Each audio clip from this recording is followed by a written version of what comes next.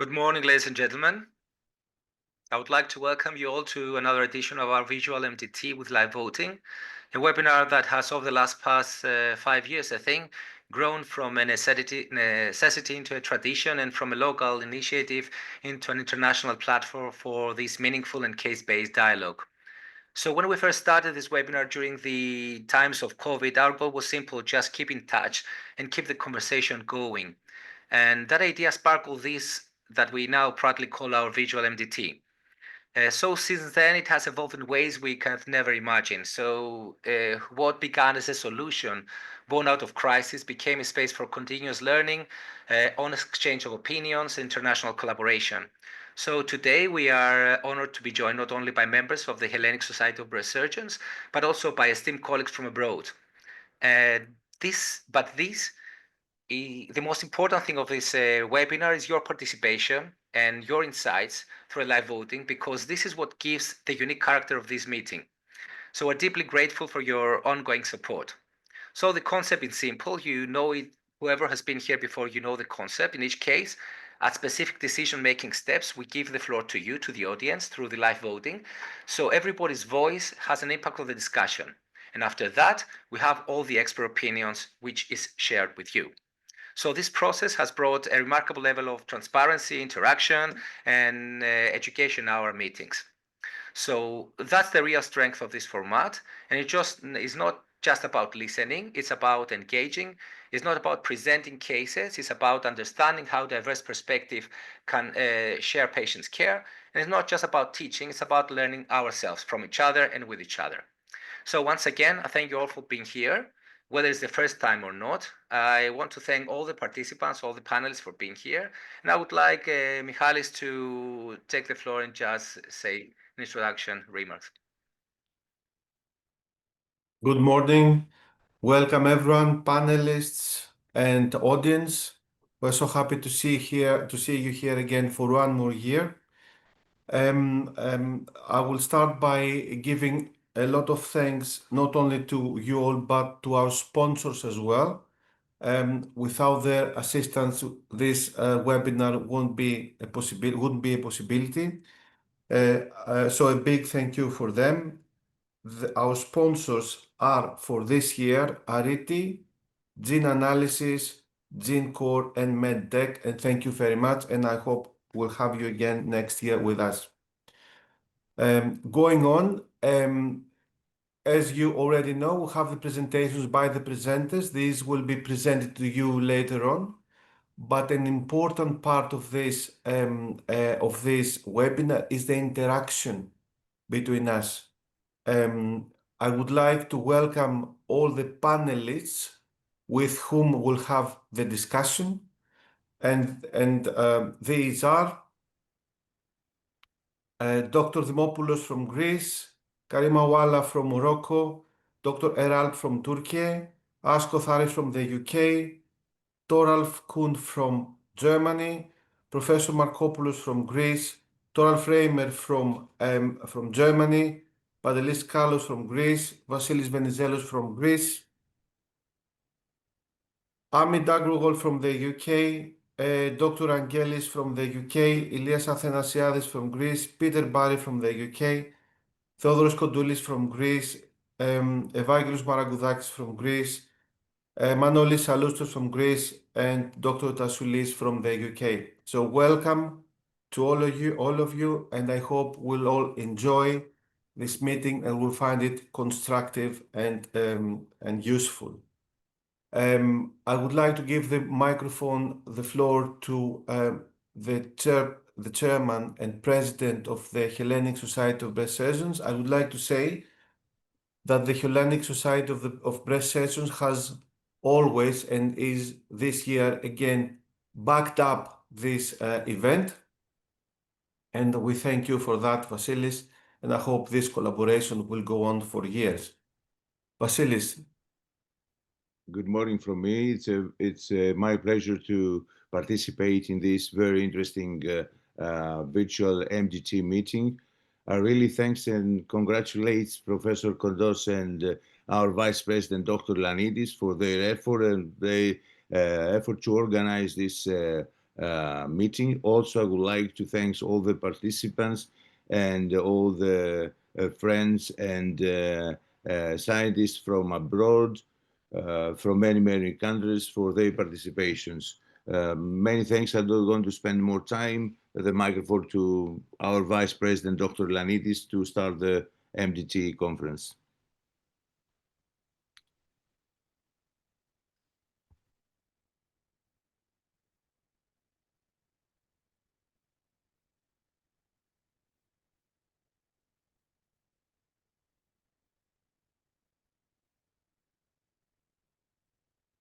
Sophocles, if you are speaking, we cannot hear you.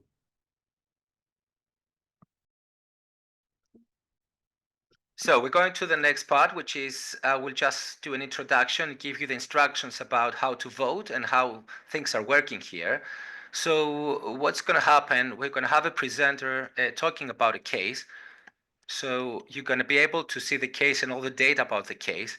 And at some certain points, which is going to be after 2 or 3 slides in each case, there's going to be a question, a multiple choice question, which will appear on your screen at specific decision-making steps during the process. So at this point, you can drag the poll box, which is going to pop up like that. You can drag it around so it will not be in your way and you will be able to see the questions. We'll give you some time to decide which option is better for you. It doesn't have to be wrong or right. There are going to be many right options and many right answers for each question. And it's completely anonymous, so you can actually answer to each one of that. So you can actually click on your choice. Let's say I prefer option B. I click on choice 2, and then I press submit. And after I do that, and after everybody is voting, I'm going to ask for the IT people to give us the poll results. So in our screen, it's going to appear a box with all the results. So right now, the panelists would know exactly what all the audience thinks about the possible options. And the panelists will actually discuss all these answers that 31% of people believes in option 1. So that's the pros and cons of option 1. 31% of the people believes in option 2, and these are the pros and cons of option 2, and etc., etc. And this is the way it works. So it's not very difficult. It's quite simple. You're going to find out how it works after the first case. I think we have the best person to start this first case because he has done it before. He knows how to do it. And I have the privilege to call the floor Dr. Hortis, who was initially trained here in Greece in our hospital, but now is in the UK, continuing his career there. So I would like to call Dr. Hortis to start with the first case. Panagiotis, the floor is yours. Good morning, everyone. Can you hear me? Yes, we can. Yes. Let me share my screen first. Okay.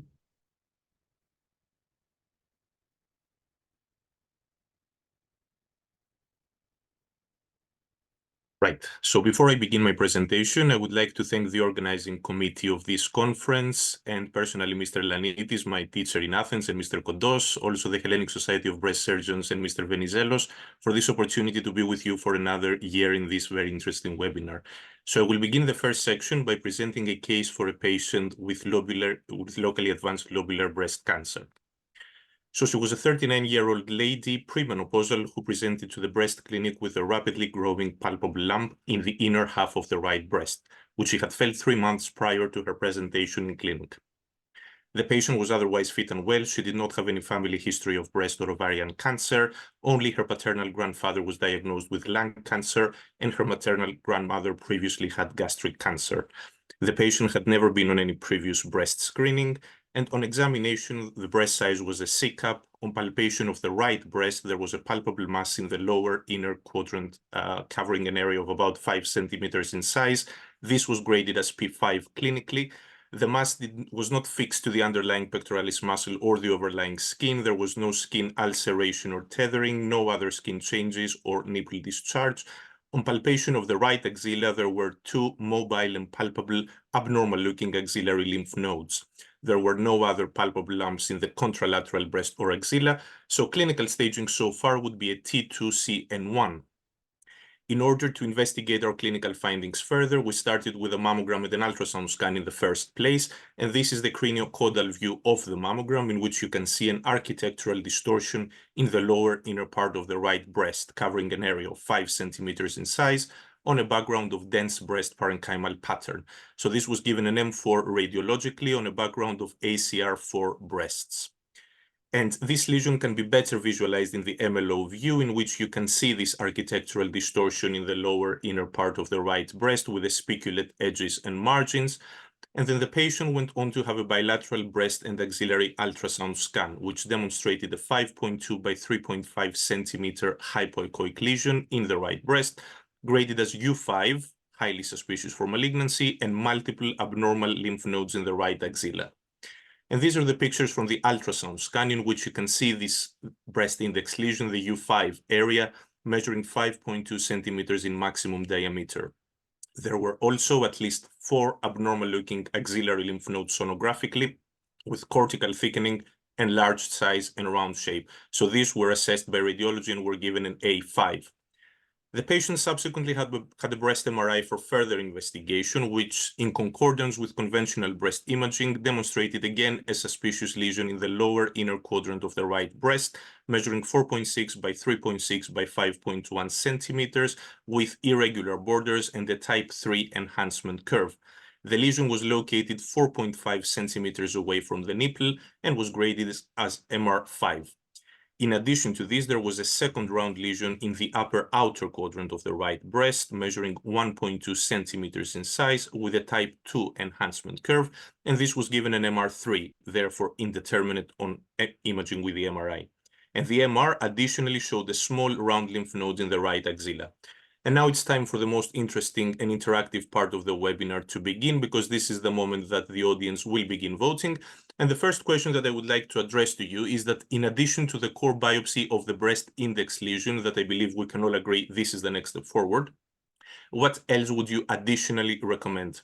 That no further investigations need to be undertaken, since the patient, in your opinion, would inevitably require a mastectomy and axillary node clearance, fine needle aspiration or core biopsy from the largest axillary node, and a core biopsy from the second breast lesion as shown on the MRI, FNA or core biopsy from all the abnormal axillary nodes and a core biopsy from the second breast lesion, FNA or core biopsy from the largest axillary node, or FNA or core biopsy from all the abnormal axillary nodes. So you can start voting now. You have about 15 seconds in which to cast your votes.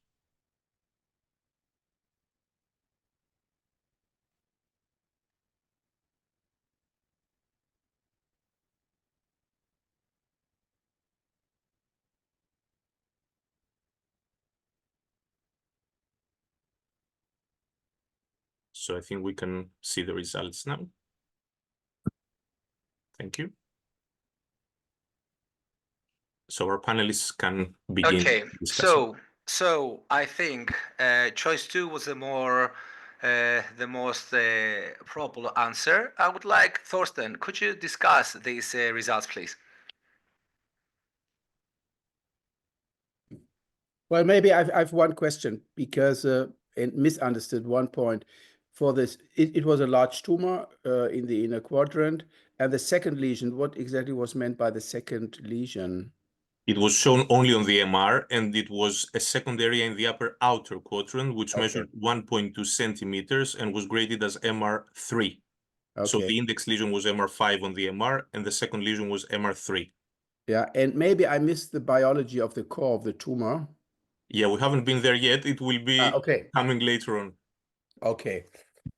Well, I agree with the second solution. I think you have to be very clear about the tumor, about tumor spread and tumor biology.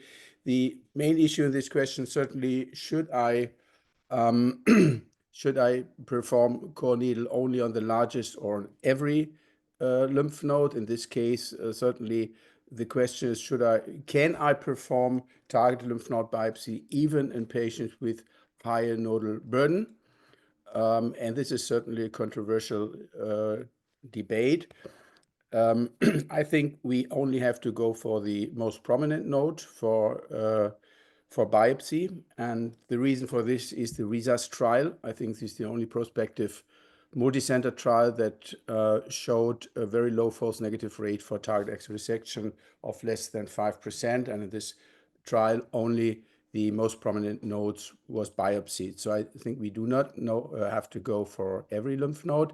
So I think here it's a clear answer from my side. Next question, would I consider targeted axis resection?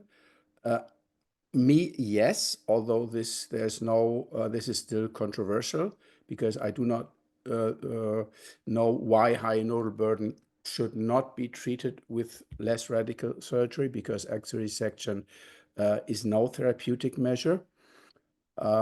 So this is my statement to this. And for the second lesion, yes, certainly, but I think it would also be interesting to know the tumor biology. So if it was lobular and is a big tumor, she might need mastectomy anyway. Okay, thank you very much. I think you covered everything actually. So, Panagiotis, can we carry on with the next slide? Yes, of you should course. click on your screen before you carry on, as you know. Okay, so can you see the screen now? Yes. You can.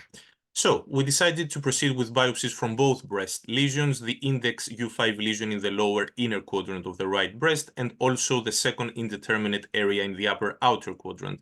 And we have additionally biopsied the largest abnormal axillary lymph node on the right side.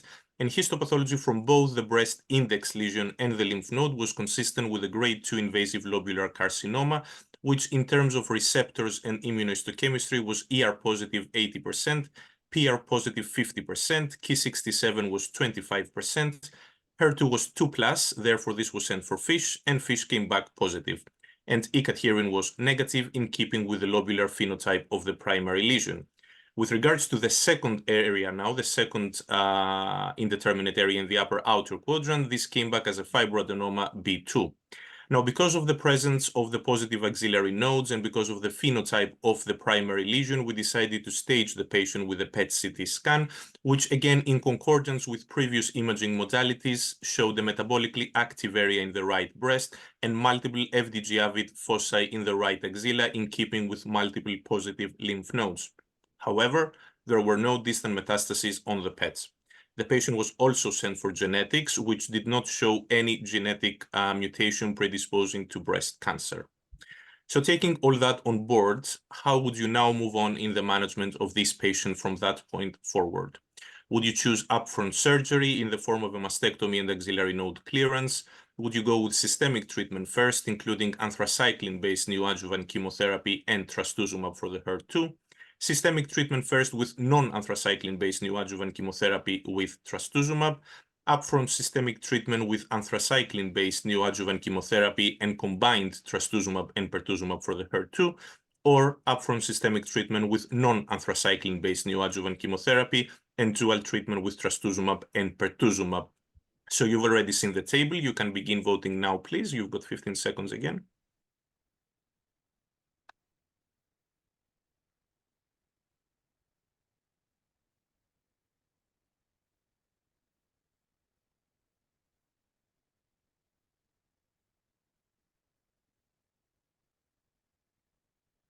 Okay, and may we see the results, please?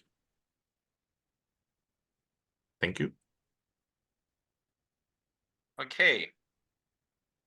So I think we need a medical oncologist to answer that question. I think Dr. Eralp is here with us to discuss these options. Starting with option 4, of course, if you agree with option 4, that most people voted, and then carry on with option 5, and then to option 3, and etc. Okay, so hi everyone. So this is a 39-year-old, very young premenopausal patient with a clinical T2 to 3 and at least an N2 nodal involvement, and she's triple positive. In HER2 positive patients, we know when there's a tumor is greater than 2 centimeters, they are most likely to undergo neoadjuvant treatment with dual HER2 blockade. So the two options that I would opt for this patient would be either 4 or 5, because we know that pertuzumab especially works in node positive patients. and has the highest likelihood to give the highest PCR. So within 4 to 5, then we would argue whether she needs an anthracycline or not. And we know that in phase 2 randomized trials and from retrospective data that non-anthracycline regimens are at least as efficacious as those with anthracycline-based regimens. So for this question, I opted for choice number 5, though 4 is, of course, also right. You would argue that because she had such an extended nodal involvement, which is at least 4 positive lymph nodes, she's N2, that she would need an anthracycline. But when we give dual HER2 blockade, I think addition of pertuzumab adds on to the PCR data. And I believe that she doesn't necessarily need anthracyclines, at least in the first place. So what I do clinically is start with a non-anthracycline regimen first and see how she's proceeding with this regimen. And if there's anything going slow there, any suspicion that she's not responding well, then I would switch to the anthracycline regimen after I complete the 4 cycles of the non-anthracycline, which I believe is a good trade-off. So both regimens would be correct. She needs a pertuzumab and trastuzumab for sure.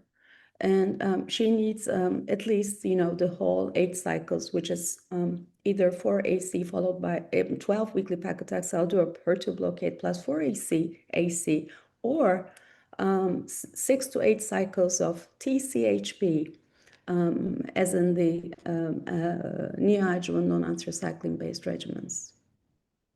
Thank you very much for your answer. I think it was very comprehensive, and indeed it shows how things are changing, because a couple of years ago, 5 to 10 years ago, nobody would have thought not giving anthracycline in these patients. And right now we're going towards that direction with less complications, and everything is going much better for the patients, better quality of life. I think we covered this, and I think we should carry on with the next one, Panagiotis. Yes, of course. So before we reveal what we've done, let's move on to the next question, which is regarding surgical planning before administration of any systemic treatment. So what else would you additionally undertake at this stage? Would you put a clip in the center of the breast index lesion, a clip in the largest axillary lymph node, more than 1 clips in the breast index lesion, markers in more than 1 axillary lymph nodes, abnormal obviously? You wouldn't put any markers at all because, in your opinion, the patient would need a mastectomy and axillary node clearance as the final operation anyway. Would you put a clip in the center of the breast lesion and 1 in the largest axillary nodes? Clips in more than 1 areas in the breast and 1 marker in the largest axillary nodes? 1 clip in the breast and markers in more than 1 axillary nodes? Or more than 1 clips in the breast and markers in more than 1 abnormal axillary nodes? So you may begin voting now, please. You have 15 seconds again. I think Thorsten gave us a slight help in this one previously. So let's see what everybody's going to say. And then I would actually like Dr. Markopoulos to start the conversation based on the results of the poll. So most people believe that we need 1 marker in the center of the breast lesion and 1 marker in the biggest lymph node. Dr. Markopoulos, the floor is yours. Thank you. Yes, I would agree. This is what I voted for. And in order to put the markers, we have to think what is following. What is our plan after giving this patient primary treatment? Well, she's 39 years old, too young, probably. Some of our colleagues years ago would think that the best treatment for her should be, no matter the response we have, to go for a mastectomy and axillary lymph node dissection. But this is not the case anymore. So what we need to do, depending on the response we'll have, we have in the breast to remove any tumor which is left, if any. And certainly if we have a very good response, nowadays we would do a sentinel lymph node biopsy having at least more than 3 sentinel lymph nodes, and depending on the findings, we decide for further axillary surgery. So we really need only one clip in the center of the lesion and one clip in the lymph node which was positive. I think I should stop here without discussing No, thank you very much for your answer. Sophocles, Yes. I have a quick question for Prof. Markopoulos. Do we know whether these triple positive tumors respond concentrically or in a patchy pattern? Because I want to be the devil's advocate here. It's a big tumor. Are we certain that by putting just one clip in the center, we'll get it all eventually? No, we are not. I agree with you. However, if you look at it on a different way, one of the main, I mean, here we have extended disease with extended tumor burden to the axilla. However, in the breast, discussing about the breast, the main point of giving neoadjuvant is to get the tumor shrinked and facilitate conservative treatment. So if we follow the rule that probably shrinking the tumor is not the case, you know, the ice cube type, then we should always remove the area of the original tumor bed, which is actually destroys our first purpose, to shrink the tumor and conserve the breast. So no matter of leaving microscopically disease, which is very unlikely, but it might be, we would only need one clip in the center because we'll remove what is still there. Mind you, from the experience we have, most of the time, the necrosis and the fibrosis creates an area which needs to be removed, which is pretty much to the area of the original area of the tumor. So I would be happy, Michalis, only with one clip and remove what I feel during the operation and what we'll see in the histology. I wouldn't think about that. Thank you very much, Dr. Markopoulos. I think all the answers are correct. I mean, nobody will judge anybody for doing something different in this case. We're just discussing different options for different perspectives. So I think we're good to carry on. Panagiotis, can we? Yes. So moving forward, the case was discussed in the breast multidisciplinary meeting, and we decided to put one marker in the center of the breast index lesion. And the patient subsequently underwent neoadjuvant chemotherapy, which was non-anthracycline based, with anti-HER2 treatment with combined pertuzumab and trastuzumab for dual blockade of the HER2 receptor. And following completion of neoadjuvant treatment, the patient had almost complete clinical and radiological response. And indeed, clinically, there was no residual palpable mass in the right breast. There was no residual palpable axillary lymphadenopathy. On the ultrasound scan that was done after systemic therapy, there was only a small 1.5 centimeter residual hypoechoic area in the right breast, encircling the marker clip that had been placed before systemic treatment. And there was also one residual abnormal lymph node in the right axilla. The patient also had a breast MRI, which confirmed a 1.5 centimeter residual area in the right breast with the marker clip visible in its center. However, there were normal lymph nodes otherwise on the MR. And this is the picture from the ultrasound scan, in which you can see that in the right axilla, there was only one residual abnormal lymph node following systemic therapy. And here I have attached the pictures of the mammogram before and after neoadjuvant treatment. On the right-hand side, you can see the marker clip, which is in situ in the lower inner right breast, but the architectural distortion, which is there on the left-hand side, can no longer be clearly seen on the right-hand side.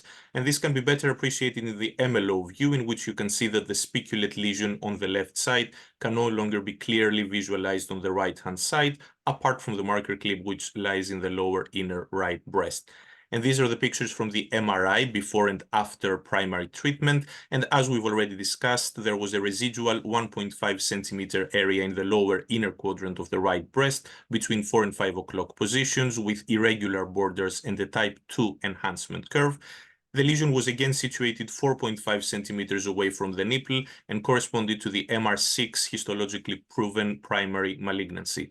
In the second photo, you can see the void artifact from the marker clip, which is the black cavity inside the breast. And as we've said, there were no suspicious lymph nodes in the right axilla.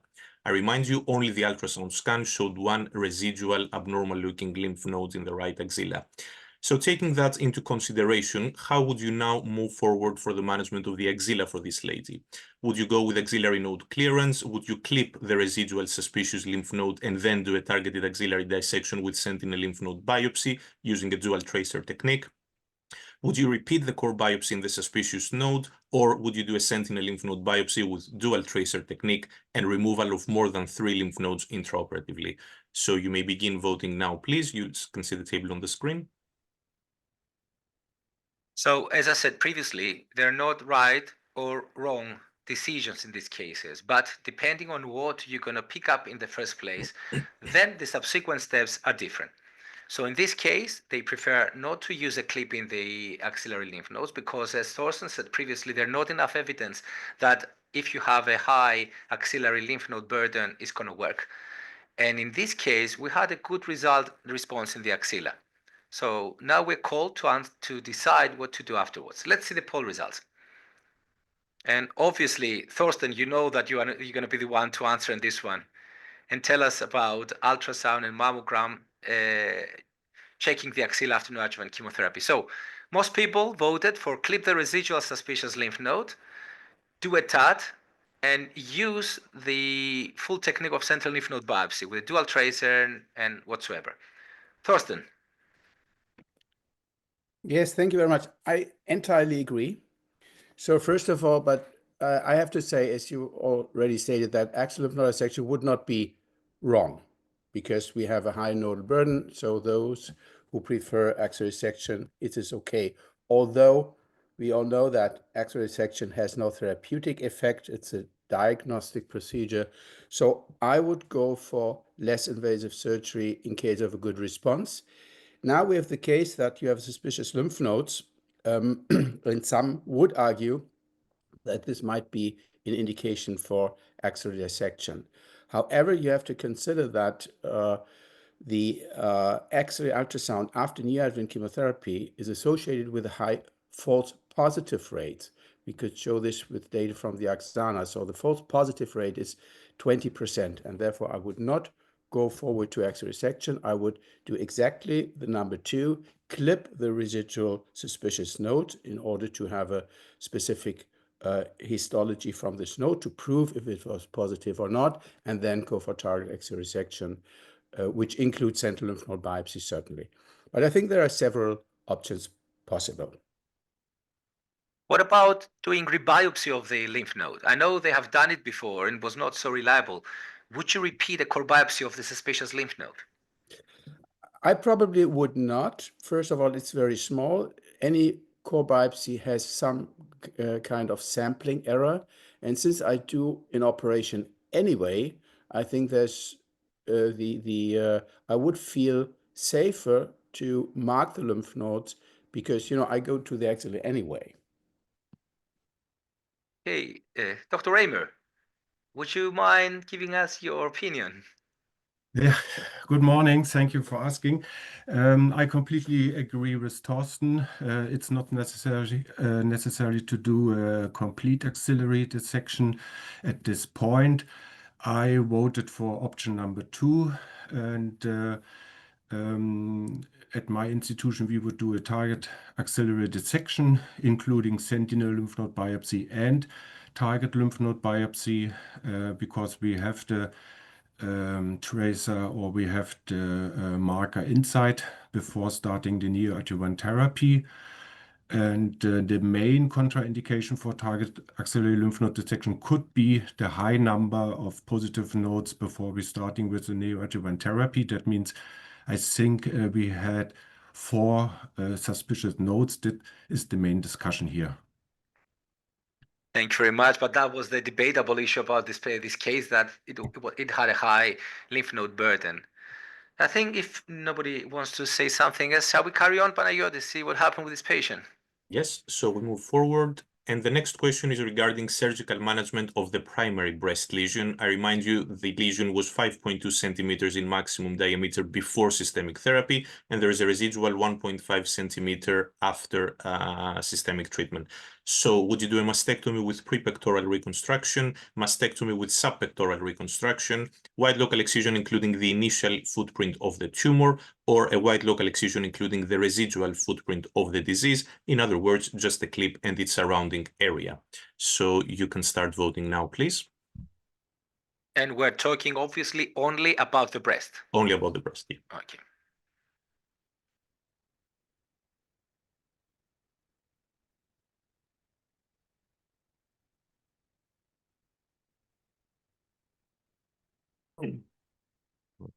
Okay. And I think we can now have a look at the results, please. Thank you. Vasilis, can you please discuss what people believe here, and what do you believe, and what did you vote? Well, I totally agree. I mean, I will go for mastectomy and any kind of reconstruction because there was a very good response for the neoadjuvant chemotherapy. I will think about wide local excision, either initial or residual footprint. In my institute, we will do wide local excision and residual footprint of the disease. Remove the marker and the surrounding area, and I believe it's going to be enough, followed by radiotherapy, obviously. Okay, thank you very much. Any other surgeon has a different opinion? If we agree, we don't need to discuss it, but if somebody wants to say something else from the surgeons? No. So obviously nowadays, everybody's gonna go only for the residual footprint of the disease. Nobody would go for the initial footprint as it used to be in the past. So I think that's all solved. Let's carry on with the next one, Panagiotis, please. Yes. Can thank you. I just say one thing? Yes, Yeah, Peter. Peter, Hello. Yes. Peter, hi. Look, I agree with everything that's been said. Obviously, I would just put one caveat. She's 39. If she came back as a BRCA carrier, while we're doing the neoadjuvant, hopefully No, she's had germline genetic. she had a genetic testing. It was said previously and was negative. So we know. Thank you. Okay. Yeah. So Great. we know that. Thank you. Okay. Thank Okay, carry on. Thank you. Okay. So these are the pictures after the patient was marked before her surgical procedure, and you can see the breast index lesion, which has been marked on the medial side of the right breast. And as you can tell from the photos, we decided to do a right breast wide local excision with a round block type 2 mammoplasty and a targeted axillary dissection using dual tracer technique for the sentinel node with both radioisotope and blue dye injection. And we also excised the lymph nodes that had previously been clipped. And before we move on to discuss the final pathology, let me remind you of the initial phenotype of the tumor as shown on the initial core biopsy, which was a triple positive breast cancer. This is the photo after the patient was marked in theater, and this is the specimen X-ray, in which you can see the guide wire that was used for localization being right adjacent to the clip, which seems to be well away from all margins. So with regards to final pathology now, we have excised 3 sentinel lymph nodes, which were hot and blue, and all of them were negative for malignancy. The lymph nodes that contained the marker was again negative for disease, and we have additionally excised 2 adjacent palpable lymph nodes, which were again clear. So in total, we've got 0 out of 6 lymph nodes from the TAD. And with regards to the breast specimen, there was macroscopically an indurated area with irregular borders, which was located centrally in the specimen, extending at an area of 4 centimeters in size, which microscopically corresponded to an area of fibrosis in keeping with treatment response, including 4 small areas of less than 0.3 centimeter grade 2 invasive lobular carcinoma. And the areas were clear by at least 2 millimeters from all radial margins. Receptor-wise, ER was 80%, PR was 10%, Ki67 was 10%, and HER2 was now negative. It was 0. So staging of the lesion following the pathology results was YPT1A and not, with 6 lymph nodes negative from the targeted axillary dissection. So taking all this information into consideration, how would you now move forward regarding management of the axilla for this lady? Would you say that no further treatment to the axilla is required? Surgery is complete, however, she will need adjuvant radiotherapy to the non-dissected parts of the axilla. Surgery is complete, but she needs radiotherapy to the non-dissected parts of the axilla, including the supraclavicular fossa and the internal mammary chain, or in your opinion, the patient should have undergone axillary node clearance in the first place. So you may begin voting now, please. You can see the table on your screen.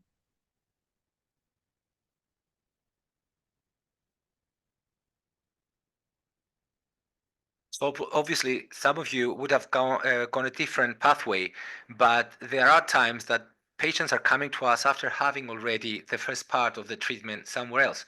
So there is a chance that a patient like that will come to you after having a different approach from different teams. That's why we're discussing each step separately, because things like that happen all the time. I think it's enough time, Panagiotis. Let's see the results of the poll. There were a lot of information now after the last slide. Can you repeat, please, the current status of the axilla? So we excised 6 lymph nodes in total in the targeted axillary dissection. There were 3 sentinel nodes, the clipped node, and 2 adjacent nodes, and they were all negative. All negative. No micrometastasis. No, nothing. So it was Y and nodes. Thank you. Okay, so I think we will call Dr. Dimopoulos here to give us his opinion, because most people believe that the patient doesn't need more surgery. So do you agree with that? Yes, of course, I agree with that. So I would not go for any further surgery in this patient. I would now opt for radiotherapy. So we have a white local excision, which means that we have to irradiate the remaining breast.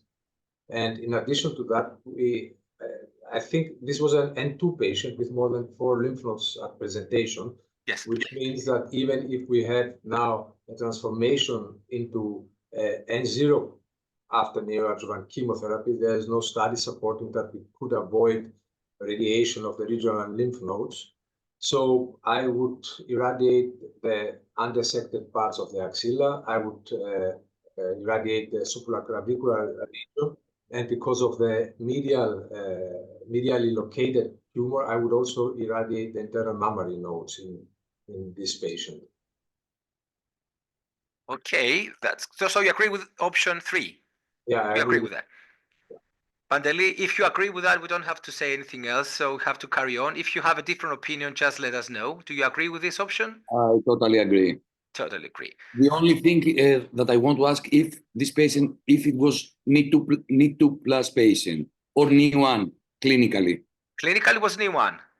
Okay. They were mobile lymph nodes. There were mobile lymph nodes. There were many, but mobile. So it's clinically NIT1. Yes. So in that case, we only have to mention that we would not accept to go with the NSABP B51 trial, because we have preliminary results from this study showing that there is no benefit for regional nodal irradiation. So I don't use it in clinical practice at the moment, because we don't have the final results of this study. Okay, fantastic. Panagiotis, carry on.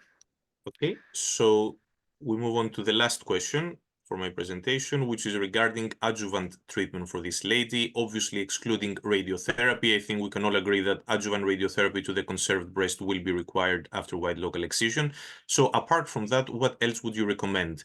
Would you go with endocrine treatment in the form of an aromatase inhibitor with ovarian function suppression, CDK4/6 inhibitors, trastuzumab and pertuzumab to complete a year of anti-HER2 treatment in total? Would you go with TDM1, combination of an AI with ovarian suppression and trastuzumab and pertuzumab, combined AI with ovarian suppression with TDM1? Would you offer endocrine treatment with ovarian suppression with a CDK4/6 inhibitor and combined trastuzumab and pertuzumab, or AI with ovarian suppression with a CDK4/6 inhibitor and TDM1? So you may start voting now, please. Just to tell you, this is a tricky question for exams, because the patient started with a HER2 positive tumor, end up with a residual HER2 negative tumor. So this is a tricky part of this question, I guess, Panagiotis. Yes. That's why you're getting CD4K6 inhibitors in the equation. And obviously, this is something that we will probably need Dr. Athanasiadis and Dr. Erab to answer. So we'll give some time here because it's quite tricky. And okay, I'm quite curious to see these results. I'm really curious to see the results of this poll. Can we see those? Okay, this is what we expected. Completely divided. Dr. Athanasiadis, are you with us? Ilya, we cannot hear you, Elias. You're muted, Elias. Thank you. Nice to be with you. I appreciate the invitation. So I think it's a tricky question. So the board answer is 1 and 4, because this has been treated as a HER2 positive tumor. It has responded as a HER2 positive tumor. There is residual disease, and this signifies high risk of recurrence, higher than with complete response. There is a difference there. So this is why I agree with everything about local therapy. Now, the correct answer that I will continue with TDM1, it's still a HER2 positive tumor, and also with the endocrine treatment. Even though this is the correct answer, I voted for 8, because nowadays in metastatic disease, we have a combination of HER2 targeted therapy, chemotherapy, and CDK4/6 with hormonal therapy. And we don't have the study in the neoadjuvant setting. I think that this patient has high risk of recurrence with 4 positive lymph node lobular, and I think that the ER positivity is a weak point of this tumor. So even though it's not the standard, I would add the CDK4/6 inhibitor for this patient. So you're voting for option 8, I guess, This isn't is it? what I did, but the Okay. correct answer is option 6. Option 6. Dr. Erab, what would you answer Yeah. in this situation? I voted for 6 because, at this time, I don't believe that adjuvant CDK4/6 inhibitors would be a part of the treatment paradigm as adjuvant treatment. I would have to disagree with that one. And I think this has to wait until we have data from ongoing trials. For the other options, she definitely needs an endocrine treatment, and which should be an aromatase inhibitor, because we know that there's a possible inherent resistance to tamoxifen for invasive lobular carcinoma. She should definitely get an ovarian function suppression, as demonstrated by the text and soft data. And as for the HER2 blockade in the adjuvant setting, although the Catherine trial has shown that there's no overall survival difference in T1a residual tumors with TDM1, still there's an IDFS advantage, even though she has in the residual tumor, the HER2 is negative. We know that in Catherine, there's a very small number of patients, about 70 patients or so, who have been tested to be HER2 negative in the residual tumor. And still, those receiving TDM1, there were no patients who recurred, while in those receiving trastuzumab, the IDFS in the 3-year period is about 70%. So there were some recurrences there, which indicates that TDM1 would be the preferred option, even though the residual tumor is HER2 negative. And as we all know, in the Catherine trial, the primary end result did not include HER2 testing in the residual tumor. It was based on the primary tumor. So for this patient who had HER2 positivity in the primary tumor, the choice would be TDM1 plus endocrine therapy with ovarian function suppression as standard treatment. Adding CD4/6, not my preference. It would be my bias not to. Thank you very much. If I can, Sophocles, this is the correct answer. I said that. Yes, you did, indeed. You said that number 4 is number 1 and 4 is the correct answer. Yes. Even within my team, I would have objection, but this is a discussion that needs some provocation, and actually, Yes, I would support this really, because I believe that we have the safety answers. We know that this is safe to do that. And I believe it's going to be the standard in the next 1-2 years when we have the studies. But I believe that sometimes the studies are very delayed.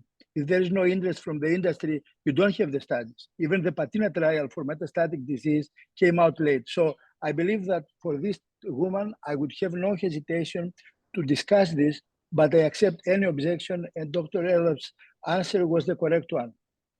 Thank you very much, everybody. This And, is what we I- wanted, a in- good discussion add between something? everybody. Yes. Can I just add something? Yes. Which would support Dr. Elias's point, because when we look at the not the HER2 positive population, but the trials from HER2 negative population, one with the palbociclib versus endocrine therapy as standard of care for 1 year, the PALACE trial is the one that I'm talking about. It showed that even though there was no overall survival difference in the overall ITT population, there seemed to be a difference in the ones who had invasive lobular carcinoma. So possibly, yes, Dr. Athanadis, I would agree with you that in the future, a CDK4/6 inhibitor would probably be the standard of care in addition to this, and especially possibly in those with invasive lobular carcinoma. So yes, thank you for bringing this out. Thank you. Thank you very much. I think we're going to get this case again in 4 years to be discussed. So carry on, Panagiotis, carry on.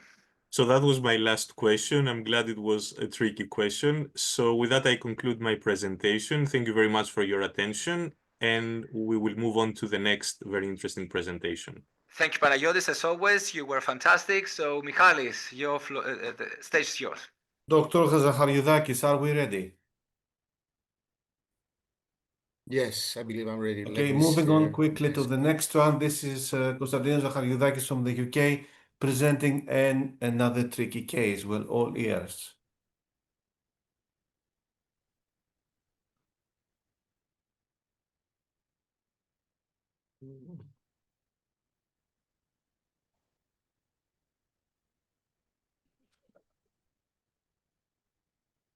So I believe you can see my screen. Yes, we Can you can. see? Yeah, okay. So I'd like to start by saying I'm really grateful for the opportunity to be part of this webinar.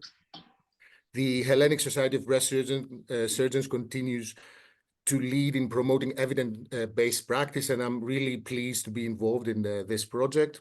So I'll move on to my presentation. No conflicts of interest to declare. So we have a 55-year-old postmenopausal patient that presented to our symptomatic service complaining of enlarged axillary lymph nodes on the left side. She has no significant past medical history. Comorbidities, she has a high body mass index. She's a non-smoker. Her last screening mammogram was performed 2 years ago and was normal. Regarding her family history, it's positive for breast cancer. So she has a sister diagnosed with breast cancer at the age of 38, 2 unaffected sisters, and her mother was also diagnosed with breast cancer at the age of 47. In Manchester, we use the Manchester score, which was high, 17. She doesn't take any regular medication and has no allergies. So on examination, both breasts were normal. There was no palpable mass, no nipple discharge, no skin or nipple changes. Right axilla was normal. On the left side, there were several enlarged, palpable but movable lymph nodes in level 1. She had a mammogram which did not reveal any abnormal or suspicious findings.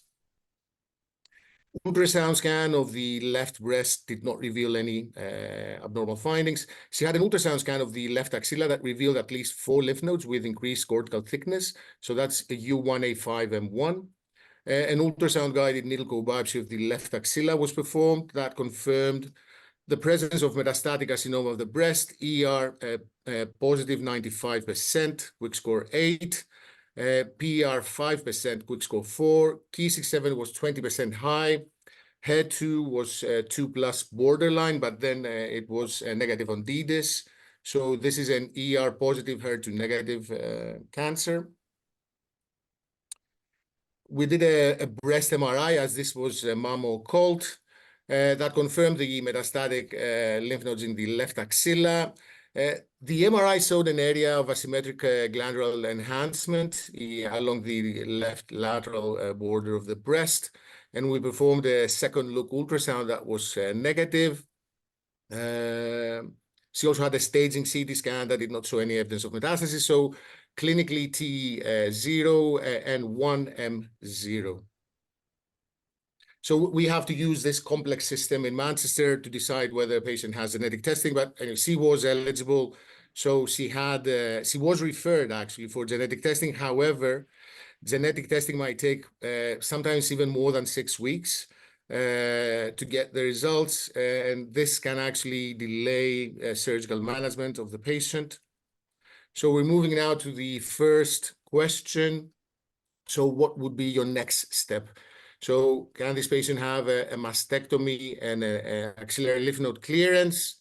An axillary lymph node clearance only, no breast surgery, axillary lymph node clearance and whole breast irradiation, neoadjuvant chemotherapy plus minus a clip in the node that underwent biopsy, or Oncotype DX.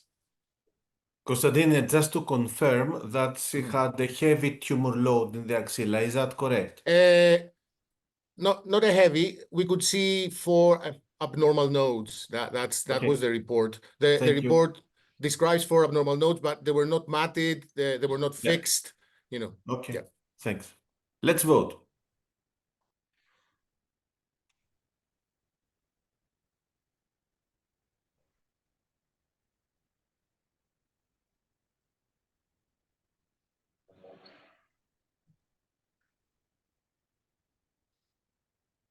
Okay, have we all voted?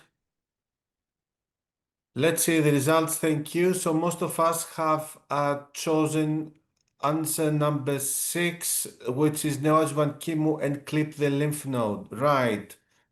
Prof. Markopoulos, can you enlighten us? What have you chosen here? Yes, I've chosen the answer 4, actually. If we go from the start, mastectomy and axillary lymph node dissection would be a choice years ago, not anymore. Axillary lymph node dissection plus whole breast irradiation could be a choice, acceptable choice. I can't say that it is wrong. But the best to do here is to do neoadjuvant chemotherapy plus minus clip the lymph node. Interesting is the Oncotype DX, 12% of our colleagues voted for.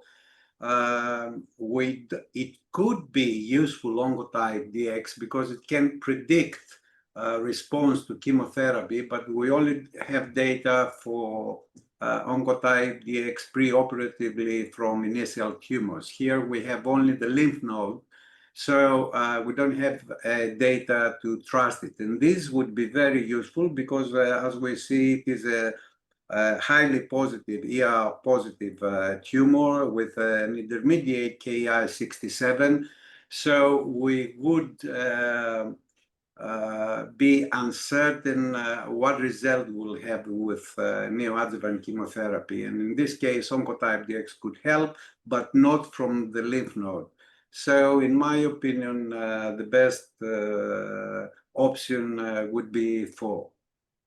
Thank you, Prof. I am highlighting that I think that the very positive axilla is driving us for neoadjuvant chemotherapy, and Oncotype is not paid for by the state in the core biopsy preoperatively in Greece, at least. So it's not a matter of the cost. I mean, we don't have data, Michalis. I mean, I always don't have the data, but I'm adding on it that yes, thank you, Prof. So should we move on, Konstantinos? Yeah, can you hear me? Yes. Yeah, good. Okay. So I agree with the majority, I think, of the voters.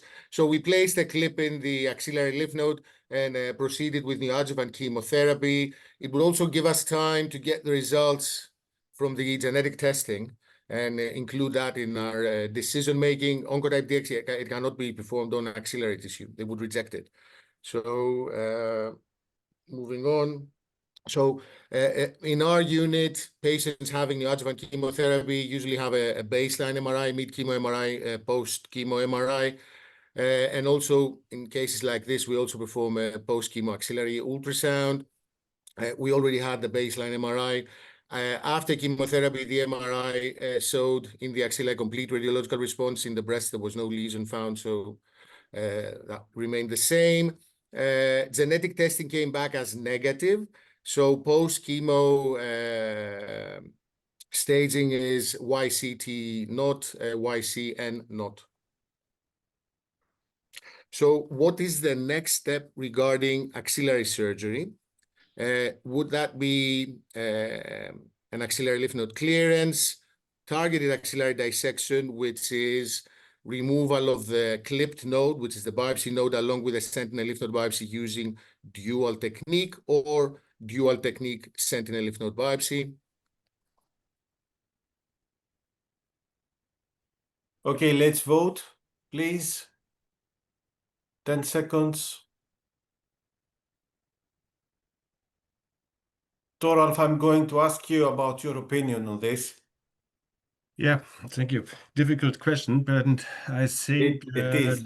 Let's see the results first. So can we see sorry. Yeah. the results of the vote, please? Okay.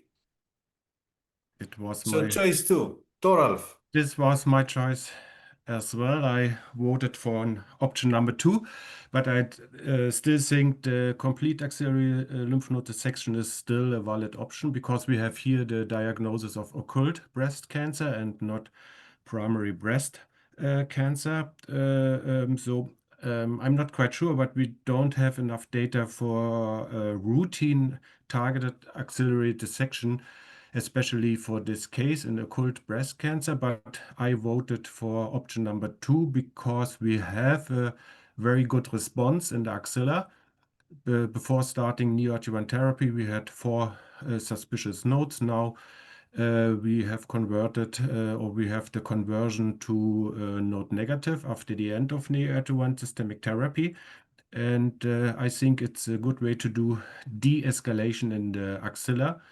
And I would do sentinel and target lymph node biopsy. I'm noticing, Toralf, that 4 positive nodes is not a cutoff point for you. You would go do targeted for more than 4 positive nodes. Yeah, because Thorsten, you wanted to say something. You're muted, Thorsten. You're muted. Yeah, I agree with Toralf. It's a really interesting and challenging case.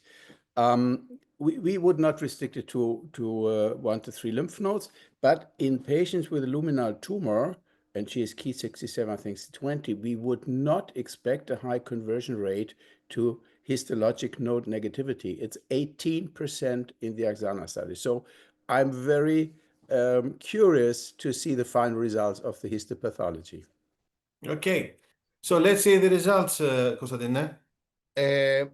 I have one more question regarding the breast, and then also the combined results. Okay. So this is another question, because we're going to discuss operating the breast. So what is the next step regarding the breast? Is it a mastectomy? Is it just whole breast irradiation, or no treatment and observation? Right. So are we removing the nothing, or we're just observing, or we radiotherapy it? Let's vote. Let's see the poll box. Can we vote now, please? There you go. Thank you.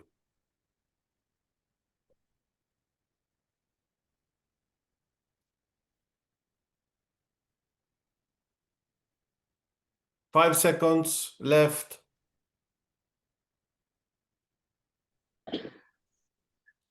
I'm going to ask Vasilis Venizelos this time. Yeah, I think the answer one Let's and see, Vasily, hang on. Let's see the results now, please. Yeah. Right, so irradiate. Vasilis. Yeah, I think there is no any 100% correct answer. Mastectomy, I think, is a correct answer, or the whole breast irradiation as well. No treatment, I don't think is a correct answer, because obviously there's in an occult breast cancer, we have to do something about the breast, either removal of the breast or radiation treatment. I have voted for the number one, surgeon being, but I think either one or two are the correct answers. Thank you, Vasilis. Anybody who voted for radiotherapy? Yes. The rest, Thanasis, yes. Yes, I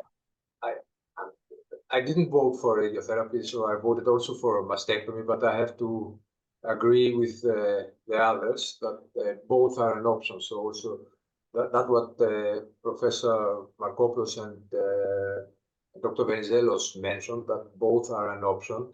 I think that there are some data supporting that radiotherapy has even a better local control than mastectomy has. Okay. This is one argument. Pro, Right, I'm seeing Prof. Markopoulos and Thoralf Reimer. Just one word, Thoralf. Yeah, I would try to avoid a mastectomy because we had a negative MRI before starting neoadjuvant therapy. There was no suspicious lesion in the MRI, so in my thinking, we don't have to do the mastectomy. Prof. Markopoulos. Yes, I voted in favor of radiotherapy. Of course, mastectomy would be in a way safer. However, we don't have disease. The only case we couldn't see it in could be a lobular carcinoma, which is not an MRI could show it. So we might have microscopic disease causing the situation in the axilla. So I believe that the best solution here is to replace surgery with whole breast radiation. Thank you, Prof. I voted for radiotherapy as well, although I'm aware of a low quality paper, review paper, that says that mastectomy perhaps provides better control. So I voted for radiotherapy as well. Konstantine, let's move on. What did you do here? Well, yeah. Hang on a sec. There you go. So we decided to proceed with a left mastectomy and target axillary dissection. So in the breast, they showed evidence of tumor bed reaction, but no tumor was actually seen. There was some residual lymphovascular space invasion seen in the mastectomy. So the TAD showed one node with macrometastases out of 4 nodes, but there were 2 further nodes that showed response to treatment with post-neoadjuvant chemotherapy changes. So we proceeded with a completion clearance. We removed another 15 nodes. They were all clear. 2 additional lymph nodes showed response to treatment. So in total, we had 1 node with macrometastases out of 19 and 4 nodes that showed response to treatment. So YPT, not YPN1. So what is the next step? So we're going to give this patient an aromatase inhibitor, bisphosphonates. Would we offer chest wall radiotherapy, chest wall, axilla, supraclavicular fossa, and internal mammary chain radiotherapy, or no radiotherapy? After she had a mastectomy and the clearance with 1 node with macrometastases, the rest of the nodes were all clear.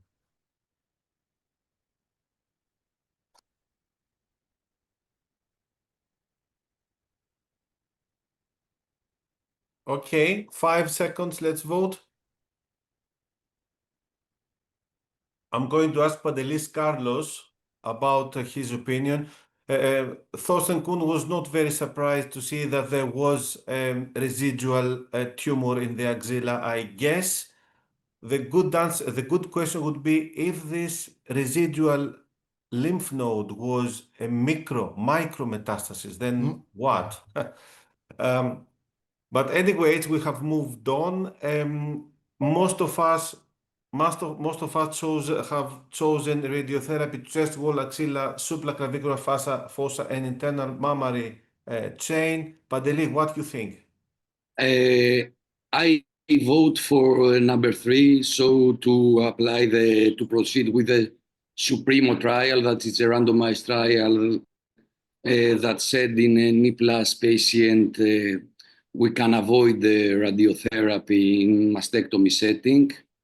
But I think that this trial have several limitations, such as the heterogeneity of intermediate risk group. I mean, include patient with T3 plus, NI+, node positive patient, T2 grade 3. So the trial was heterogeneity. The second thing is, although that the Supremo trial designed as a large multi-center trial, I think Supremo was not preoperative chemo. Is that correct? Am I wrong? It has preoperative. No, it has. It has.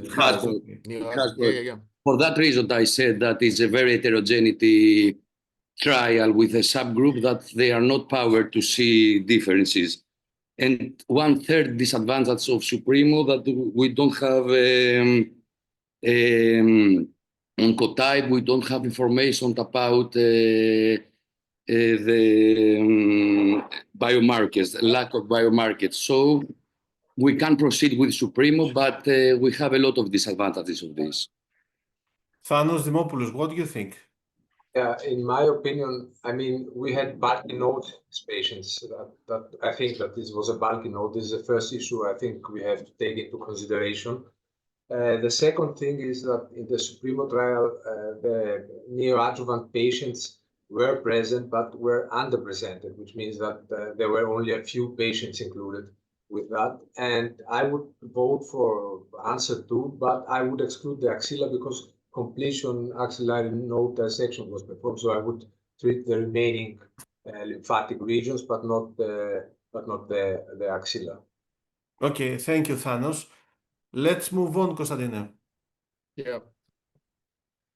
So, yes, so normally this is a patient, as discussed, that we would have normally given radiotherapy with these findings, but she would fit the eligibility criteria of the Supremo trial, and so we proceeded with no adjuvant radiotherapy. This is the diagram of the after neoadjuvant Supremo trial. This is for if you give chemotherapy afterwards. So now the next question is, would we offer adjuvant CDK4/6 inhibitor?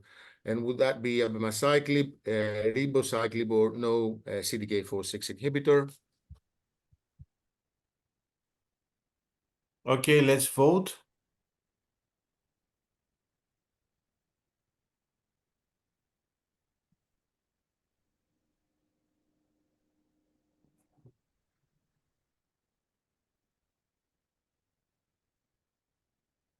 Right, let's see the results, please, now.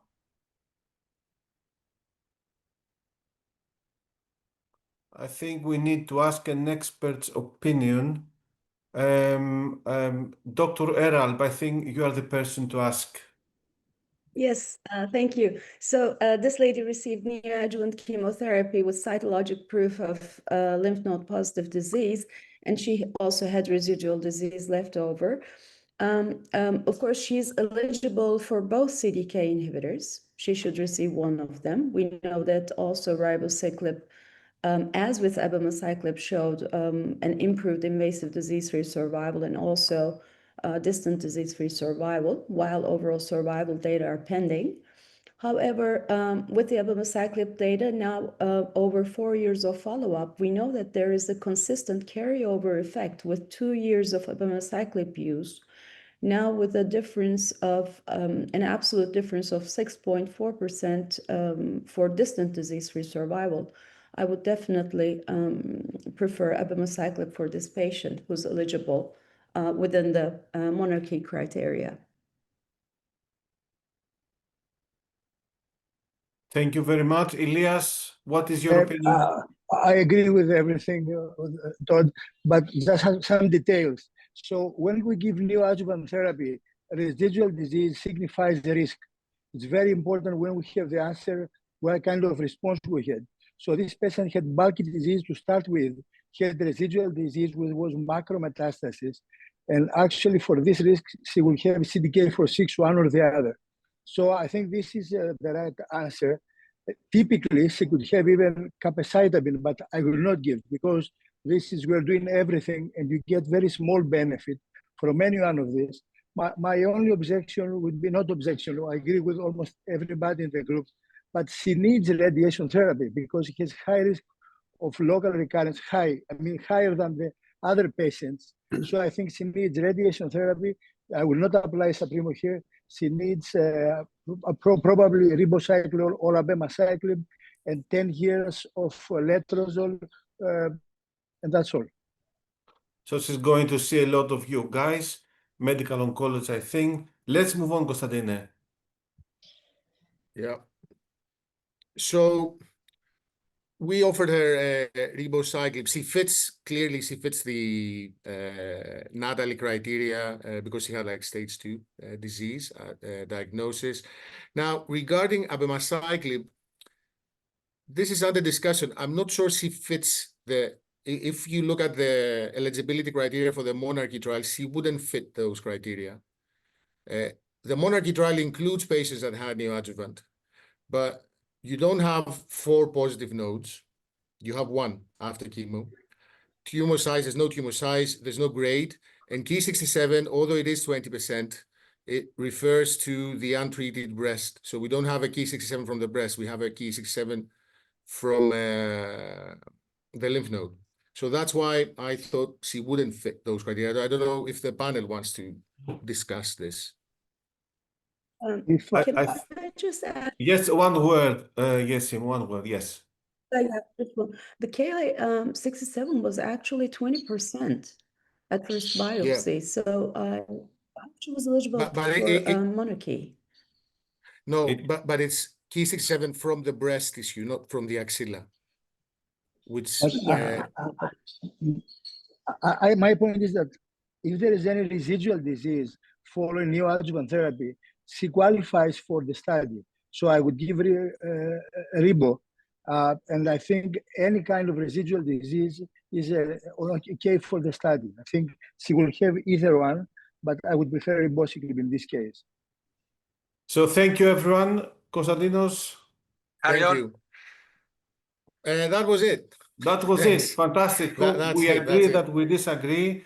That's fantastic. Yes. Thank you.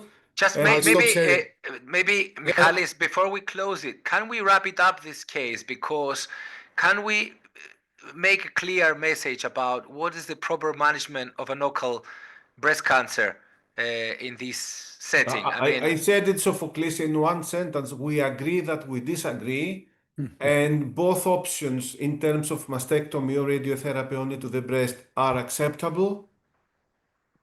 But no observation. This is what we concluded. But yes, we have to do something, not just observe. We do have to do some treatment. And then axillary management, we perhaps agree that we should try to preserve the axilla by a targeted approach, targeted dissection approach. But in this case, it was residual disease. We could not avoid the clearance. And finally, with regards to systemic adjuvant treatment, yes, you will have to have some type of CDK4/6 inhibitor for several years, plus the endocrine treatment. Okay, thank you very much. Michalis, carry on.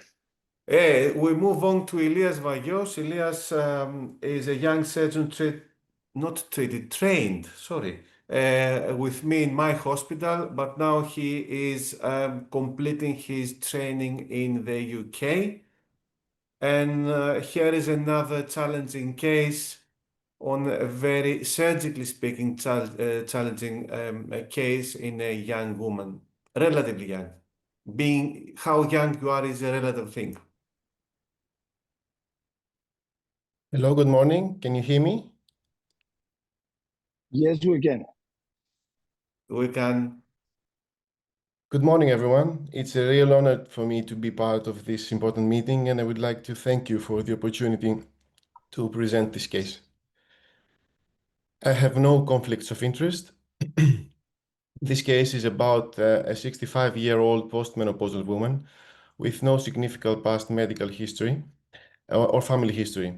She never had attended breast screening before, and this was her first presentation.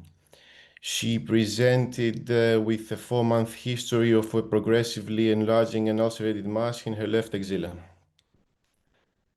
On examination, there was no palpable lesions in the breast and no visible skin changes in the breast. There was, however, a large, firm, ulcerated mass in her left axilla, extending towards the axillary tail. The patient also reported numbness in the axilla, along with the left arm, involving the fingers, as well as reduced range of motion and muscular weakness. There was moderate ipsilateral arm swelling, and the neurological symptoms raised suspicion for possible involvement of the brachial plexus. So, just to give you a better sense of the clinical picture, she looked quite like this. At this point, based on clinical findings alone, we classified the disease as TXCN3MX. And as you can see here, the mammogram was completely unremarkable, with no findings in the breast. On ultrasound, though, there was a large irregular mass in the left axilla. There were no well-defined borders, and the mass appeared to displace the surrounding structures. MRI confirmed again that there was no detectable lesion in the breast, either clinically or radiologically. The only area of the disease was the axilla. And as you can see, the axillary vein was completely engulfed and thrombosed, and the artery was fully encircled by the mass, although it remained painted.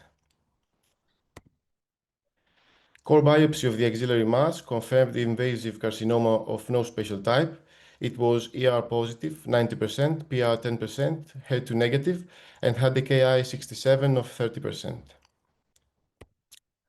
The PET-CT conducted confirmed that there was no distant disease. The only site of pathological uptake was in the left axilla. No uptake in breast or anywhere else. So this is where we'd like to open the discussion. What would you offer as the initial treatment? Would you go straight away to endocrine treatment? Would you combine it with CDK4/6 inhibitors? Would you offer chemotherapy up front and reassess? Or even in this setting, would anyone consider surgery as the first step?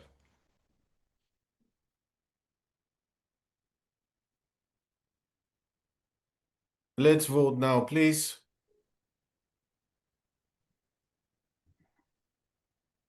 Another 5 seconds. Endocrine, abort surgery,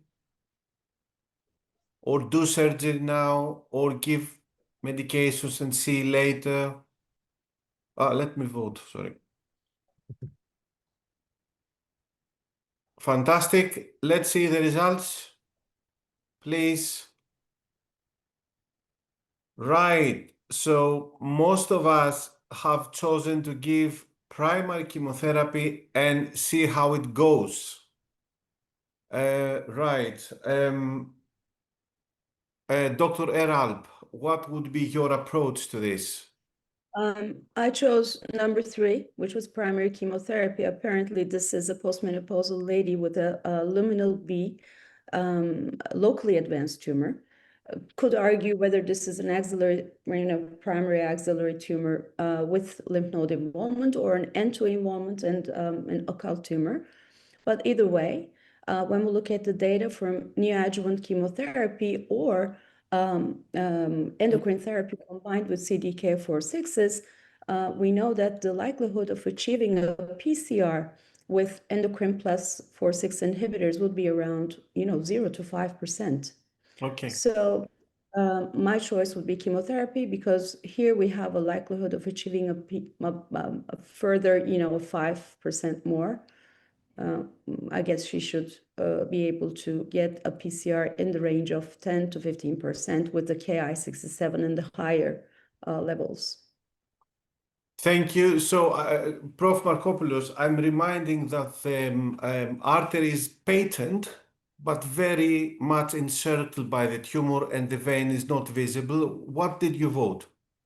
I did vote for choice 3, and I absolutely agree.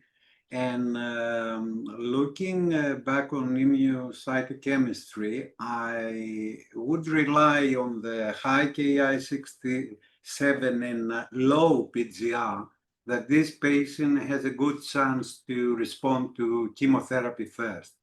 So I wouldn't go for surgery like 4% of our colleagues in 5.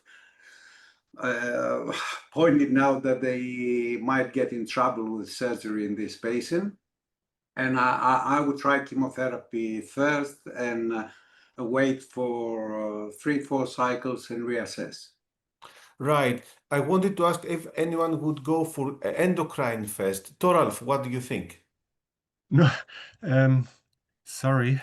I want to add an additional option for the discussion. In the past, in such a scenario, I think we would discuss in our institution the primary combination of chemo and radiotherapy, because I don't really see a surgical option for this case, and maybe we can increase the chemo response when we do the primary combination with radiotherapy. But of course, this is a single case decision. Right. Thank you, Toralf. I think, I'll Prof. say something for radiotherapy here.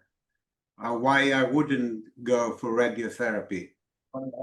Because the local situation will get worse with radiotherapy, and I would only go for that if I had already decided that I will never operate on this patient. But with chemotherapy first, there is still a chance to operate on this patient. Right. Pantelis, one quick word and we have to move on. I agree with Professor Markopoulos. I didn't go with radiotherapy. Thank you. Thank you, Pantelis. Thano, we have to move on. Elias, what did you do in this case? I would give chemotherapy, will have a good response, but no complete response. And then I would go for surgery and also for CDK4/6 inhibitor. Okay, hormonal I'll therapy. stop you here, Elias. I'll stop you here, Elias, because I was talking to the other Elias, to Elias Vaios, but we have 2 Eliases now in the panel. So, Elias Vaios, what did you do with this patient? Well, as the patient was considered as a locally advanced case, we opted for neoadjuvant chemotherapy. She received a regimen of taxane, anthracycline, and carboplatin, and she had a partial response. A residual mass remained, still with skin laceration. The axillary vein was still completely encased. And as you can see in the picture, it has a slight improvement. And as you can see in the CT, the artery looks, the tumor looks smaller in size. The artery is free, but the axillary vein is still thrombosed and not patent. At this stage, there is a second question. Given that we have a partial response, we need to decide, do we move forward with surgery? Should we consider the addition of a CDK4/6 inhibitor? Would anyone consider switching to a different chemotherapy regimen? Or is this a case when palliative radiotherapy is the only option? Right. Let's vote now. Elia Athanasiadi, now I'm going to ask you, and then I'm going to ask Vasilis Venizelos from the panelists to see what he thinks. So let's vote. So give it another chance to see how it goes, or we make up our mind now and proceed to whatever it is.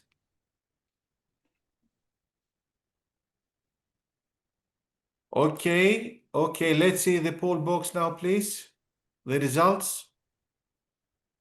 Fantastic. Most of us have voted for choice number 4, which is give some more systemic treatment in the form of endocrine treatment and CDK4/6. Ilias Athanasiadis, what do you think? I would discuss with the surgeon if there is a chance, which seems to be very tiny, for a complete resection. I would do. From the information, it seems really difficult. Yeah. So I would not try for this.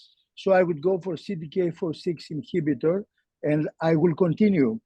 I don't think I would give radiotherapy because now with this disease, I think this is mostly about systemic control. So I would keep the local control for. I will not give radiotherapy. I'm concerned that it would probably compromise all the effect. I'm not convinced from the previous studies because now it seems for her that she had a response, but CDK4/6 with hormonal therapy is probably the primary therapy. So I would continue with just systemic therapy. Vasilis Venizelos, what did you vote? I vote for the number 4, but I was thinking very seriously to go for a surgical excision first. I mean, if Despite we can, the fact that it still looked a big tumor incorporating the vessels, the numbness is still there of the hand.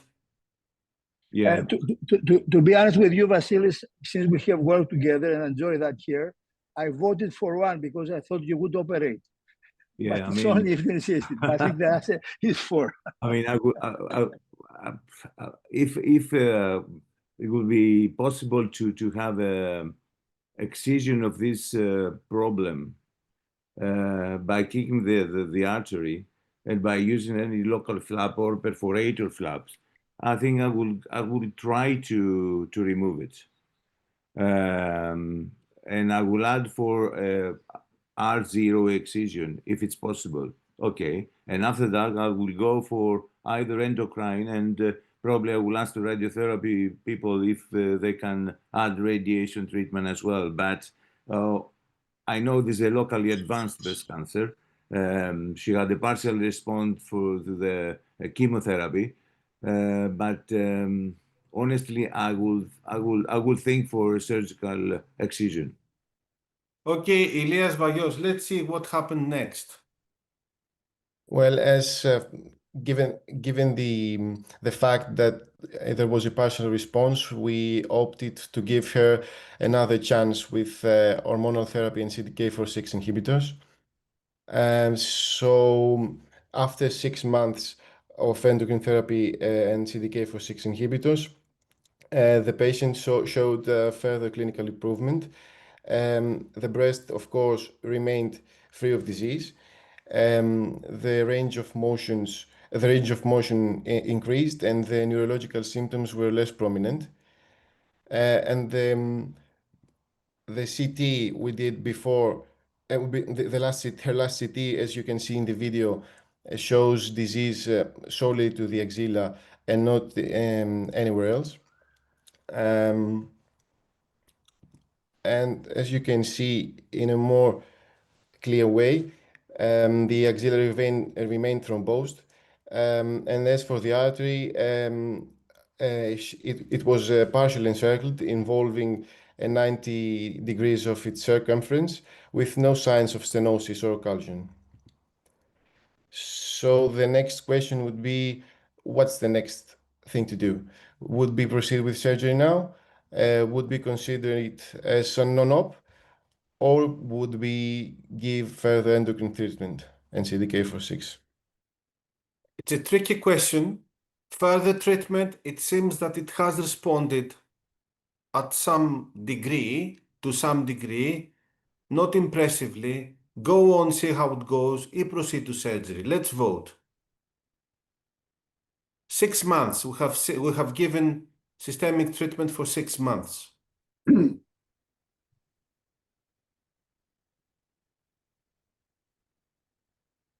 Okay. Let's see the results. Nice. Nice. It looks like the German parliament. Right. No offense to anyone. Right. We have voted to go to surgery.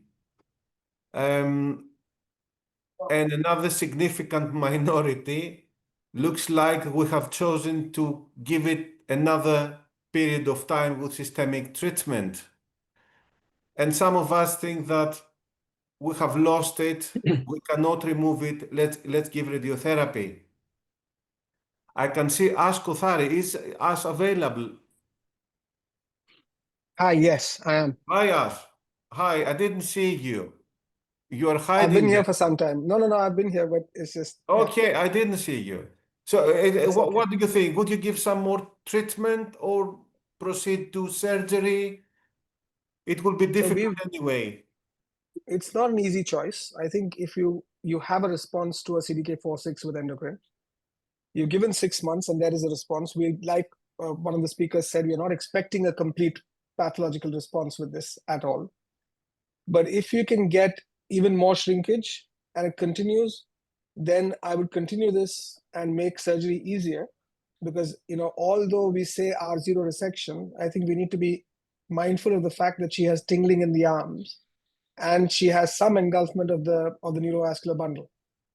So heroic surgery with the axillary artery encased by 90%, there is a chance that you can damage the brachial plexus in trying to remove this.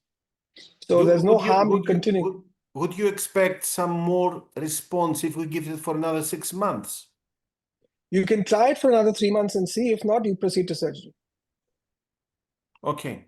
So what did you vote, Ash? I voted for 3. Okay.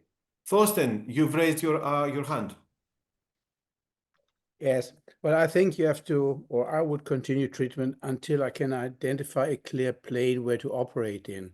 So I had a very similar case, but she was luminal A, completely fixed in the axilla, ulcerated like this, but this was easily treated with endocrine treatment.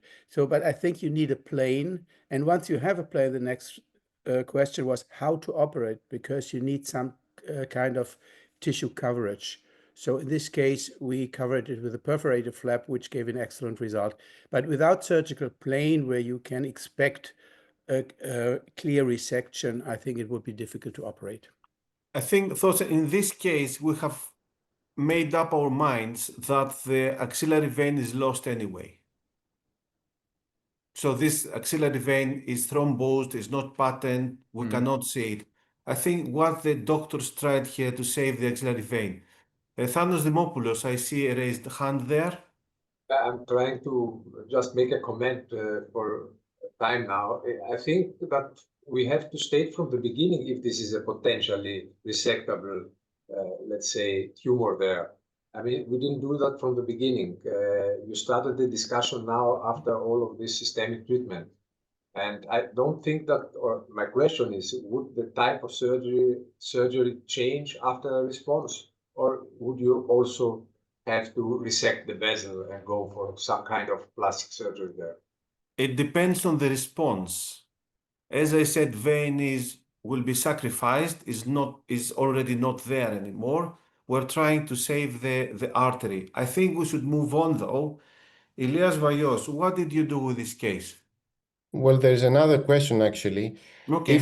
If we do Yes. decide to operate the axilla, what would we do with the breast? Would we perform a mastectomy? No surgery? And in any case, what is the role of radiotherapy?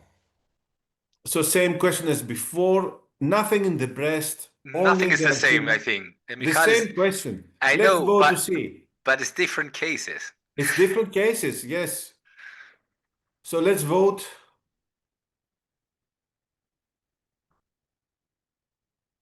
Fine, let's see the results. Okay. Now I think radiotherapy is getting more now than before. Is that right? I think it is. But I have an objection for this. You have an objection? Yes, I have an objection. You go because- against the majority. Yes, I do. We Because are all ears. I think the interaction of the vessel with the tumor and the response creates a lot of fibrosis. And radiation therapy is very toxic to the scar tissue. I believe you would have really unpleasant local effects, even rupture. So I would be very concerned about radiation therapy, even with the best technique. And also, as long as the radiation therapy is not ablative, I believe it's going to create resistance, which is going to extend to systemic disease. So I don't think that really for this case, given the extensive course of response and the fibrosis, is not a candidate for ablative radiation therapy. You should have become a surgeon, Ilias. Prof. Markopoulos.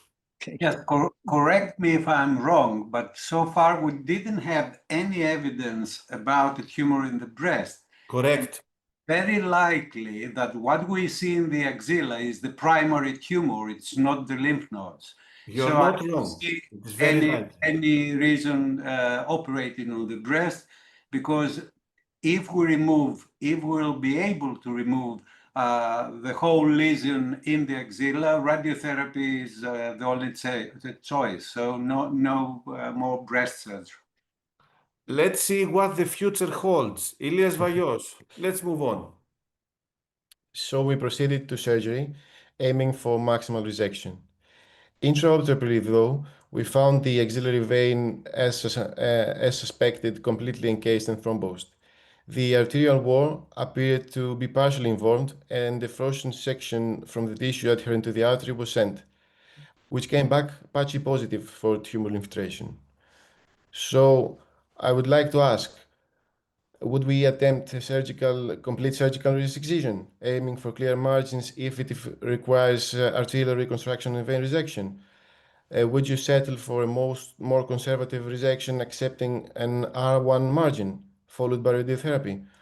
Or would you consider the vascular risk too high and proceed with definitive radiotherapy alone? Okay, this is a surprise. Surgeons have to be ready for everything intraoperatively. A quick decision must be made. Let's vote.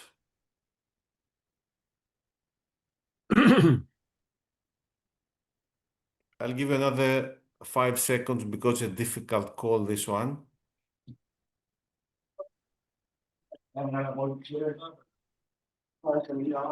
Okay, let's see the result now.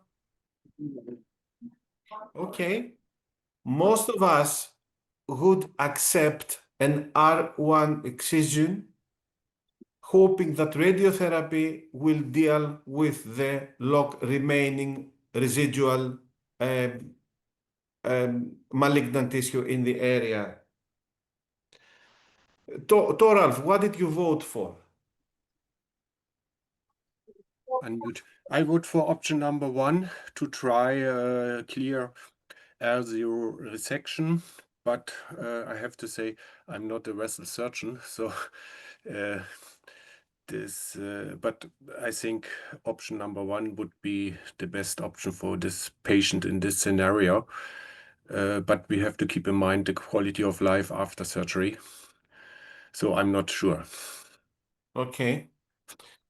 Ash, what do you think? I would also go for option 1. You've committed this patient to surgery, and trying to get R1 resection and then radiation is hoping.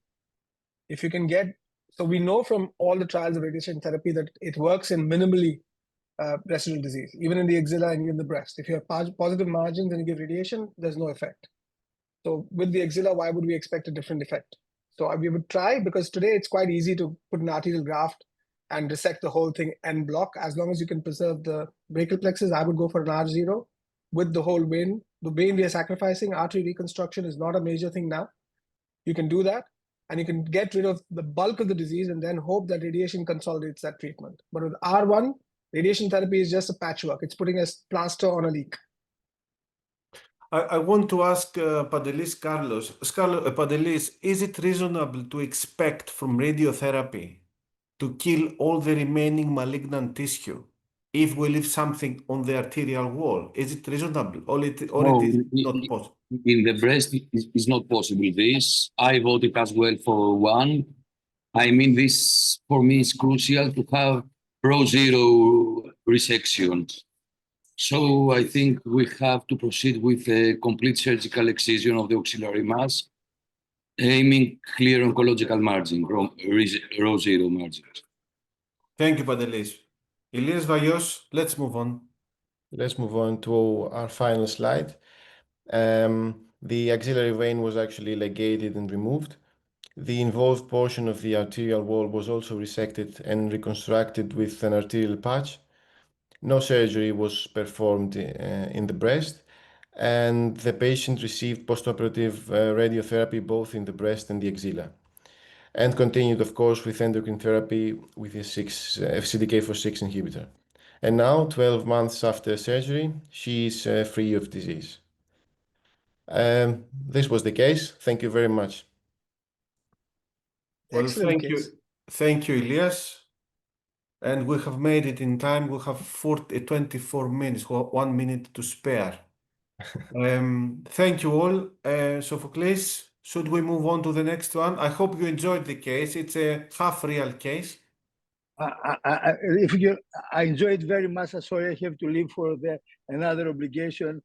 Thank you to Sophocles, Vasilis, and Olechem. It was real great event and great pleasure for myself. Thank you. Thank you, Elias. Yeah, I think there's a point that we have to take a deep breath and relax a little bit and just see how we are, because we're a bit front of the program, so we're fine actually. So we welcome everybody who hasn't been here from the beginning, Ash and everybody else. And obviously we had some difficult surgical cases with advanced cancers up to now, but nevertheless we can't move on without a triple negative cancer. It's always there. So we're gonna call Dr. Metaxas, who's a director of the breast unit in the Elenas Hospital, who will talk about some special cases in triple negative breast cancer. So George, the stage, it's yours. Hello, everyone. Nice to be here again between friends and colleagues. Many thanks to the Hellenic Society of Breast Surgeons for this, for the invitation. Can we see my screen, please? Yes. Okay, thank you. Right, so we will move to the next case, which is a rather, I would say, is not uncommon case in the everyday clinical practice. It's a case of a triple negative breast cancer. There's no conflict of interest. This case is about a 65-year-old female, obviously postmenopausal, who presented with a palpable lesion in the upper outer quadrant of her right breast, which has been present there for the last 4 months. She had a past medical history of an ovarian dermoid cyst removed 20 years earlier, and a family history involving a paternal grandmother and a paternal aunt diagnosed with breast cancer over the age of 60. The woman herself had no regular screening and her performance status was excellent. On clinical examination, she had a C-cup size breast with a palpable lesion in the upper outer quadrant with no skin involvement and no palpable abnormal axillary lymph nodes. She had a mammogram with an obvious lump in the breast. You can see the mass in the upper outer quadrant, about 2.8 by 2.3 centimeters with irregular borders. And she also had an ultrasound scan 4 months before the presentation, which had demonstrated an oval-shaped solid lesion in the same area, which was considered as a possible fibroadenoma due to its shape.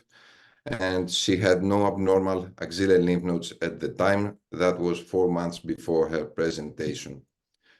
This is the CC view of the mammogram with an obvious lesion in the right breast. So let's start with the basics. In terms of further investigation, what is the most appropriate next step? So that would be 1, core needle biopsy of the lesion, 2, FNA of the lesion, and 3, an MRI scan of the breast, plus an auxiliary ultrasound before any other intervention. Can we vote, please? So it's quite a simple question. We're going a little bit back to basics, just to relax a little bit from the difficult questions. But nevertheless, there is a point in this one, as it was an ACR1 mammogram, isn't it? So let's see. Can we see the the results. result.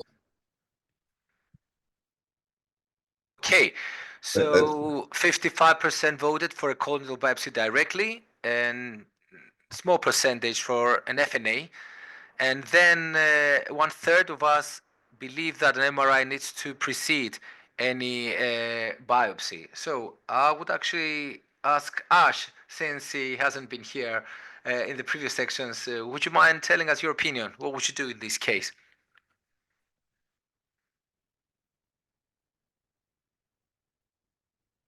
Ash. Sorry, I was muted. Okay. So yes, cord needle biopsy, and at the same time ultrasound scan of the axilla. So you wouldn't do an MRI in this case? No, the lesion is quite well seen on the mammogram, I think, and she's 65. It depends on if your unit policy is to do to give neoadjuvant chemotherapy and do MRI scans. Then yes, you can do an MRI scan before intervention. But it looks like a solitary lesion, and even if you do a core biopsy and then do an MRI scan, nothing is lost. Okay. So, George, carry on, because that was a pretty Okay, clear so question. yes, our common policy is to do an MRI scan. So the patient had an MRI scan which demonstrated also the same lesion, 25 by 24 millimeters, with regular margins, 7 centimeters from the nipple, and also one round lymph node that makes it one suspicious lymph node in the axilla, which on a newer axillary ultrasound scan was demonstrated as suspicious with a thickened cortex of 4 millimeters. So one suspicious node plus the demonstrated lump. Then the patient had a cord needle biopsy of the breast tumor and an FNA from the axillary lymph node. The cord needle biopsy demonstrated a triple negative invasive ductal carcinoma with a 45% Ki-67, and also the axillary lymph node was positive on cytology. So in terms of treatment, the most appropriate next step for this triple negative breast cancer patient at the age of 65 would be 1, upfront surgery, 2, neoadjuvant chemotherapy plus pembrolizumab, 3, neoadjuvant chemotherapy plus pembrolizumab and genetic testing, and 4, 3+ marker clip in the tumor area and the lymph node. Okay.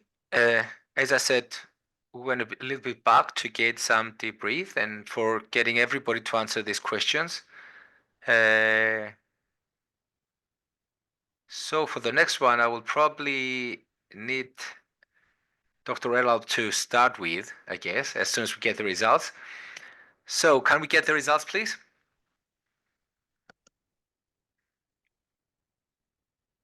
Okay.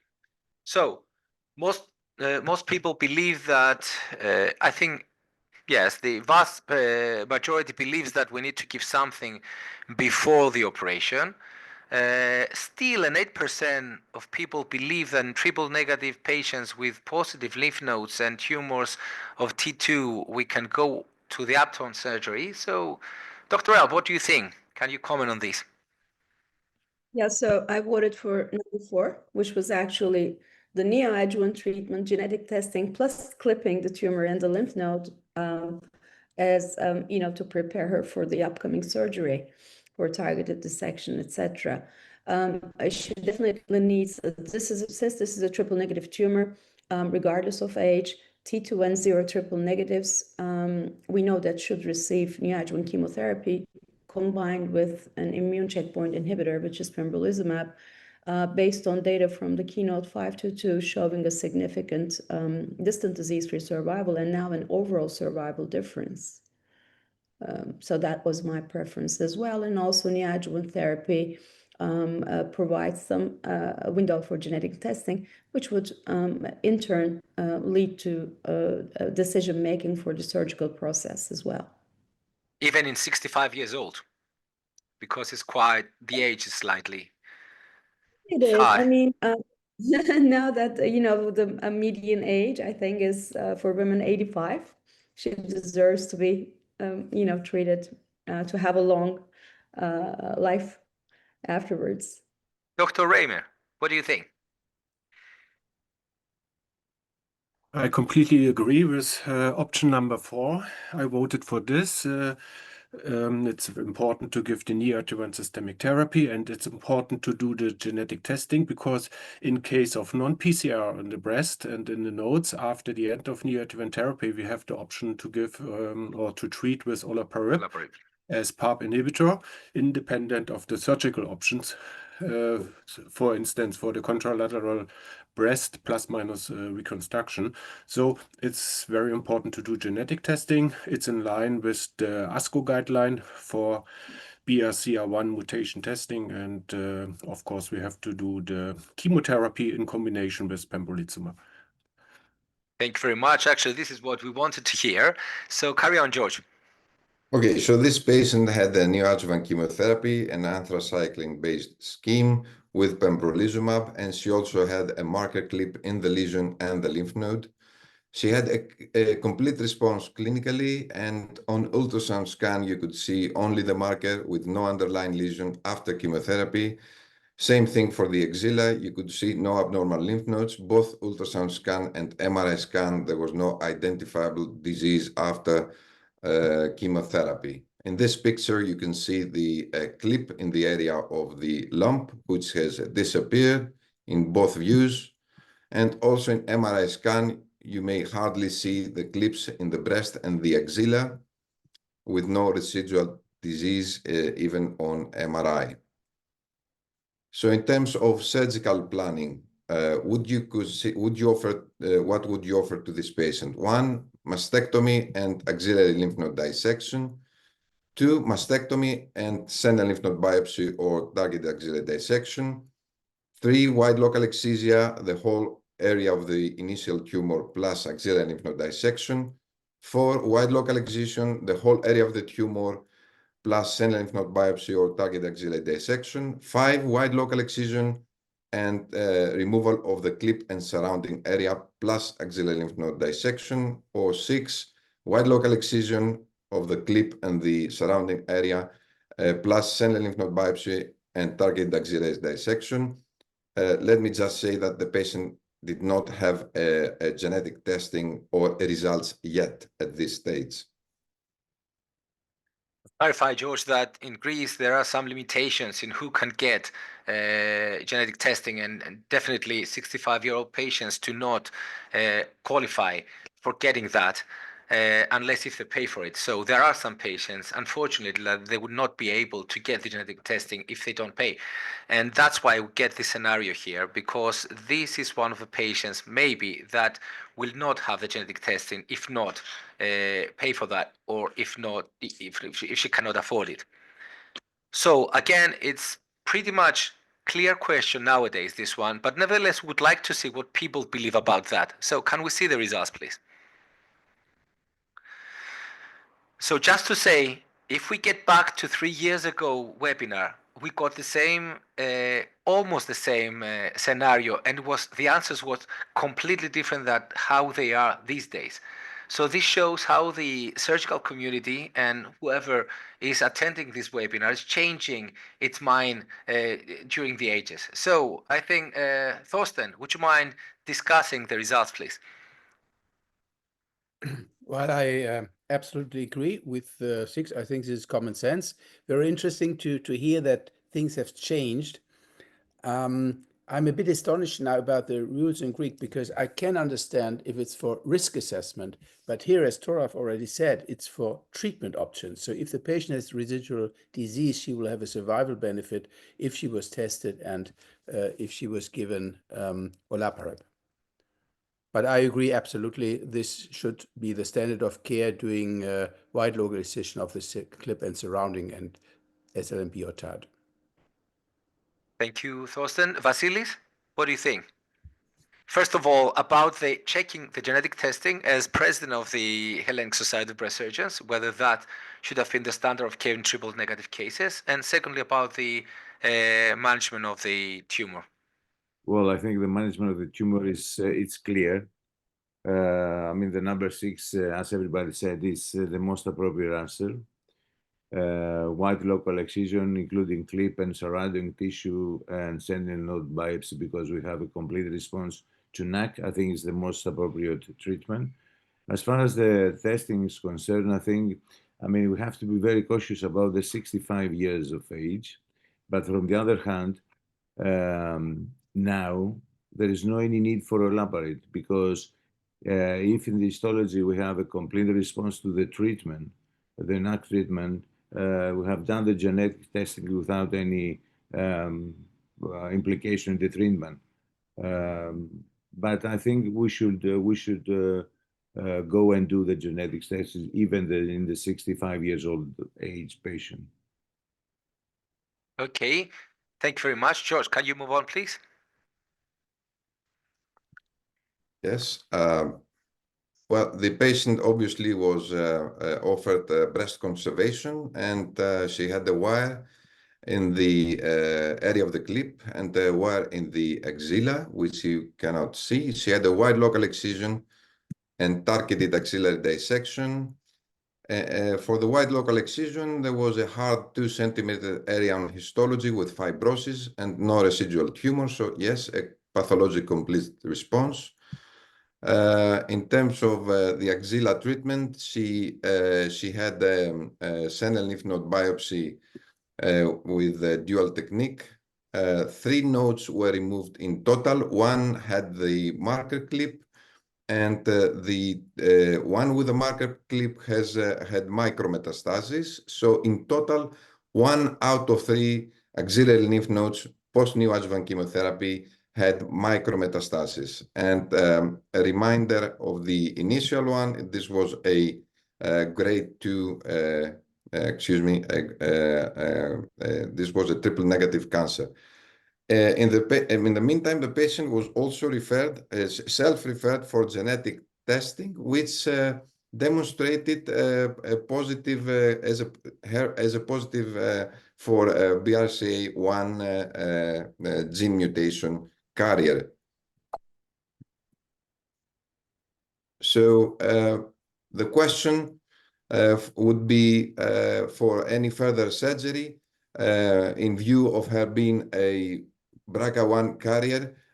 Would you offer this patient 1, no further surgery, 2, a unilateral mastectomy plus minus immediate breast reconstruction, 3, bilateral mastectomy plus minus immediate breast reconstruction, or 4, bilateral mastectomy with or without reconstruction and oophorectomy?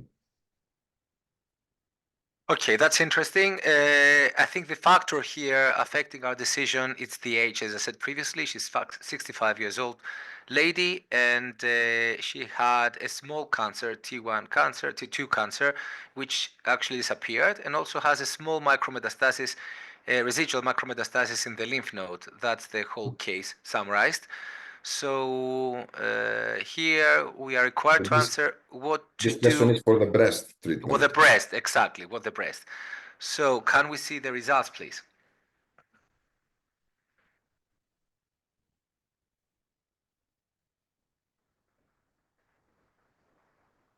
Can we see the results?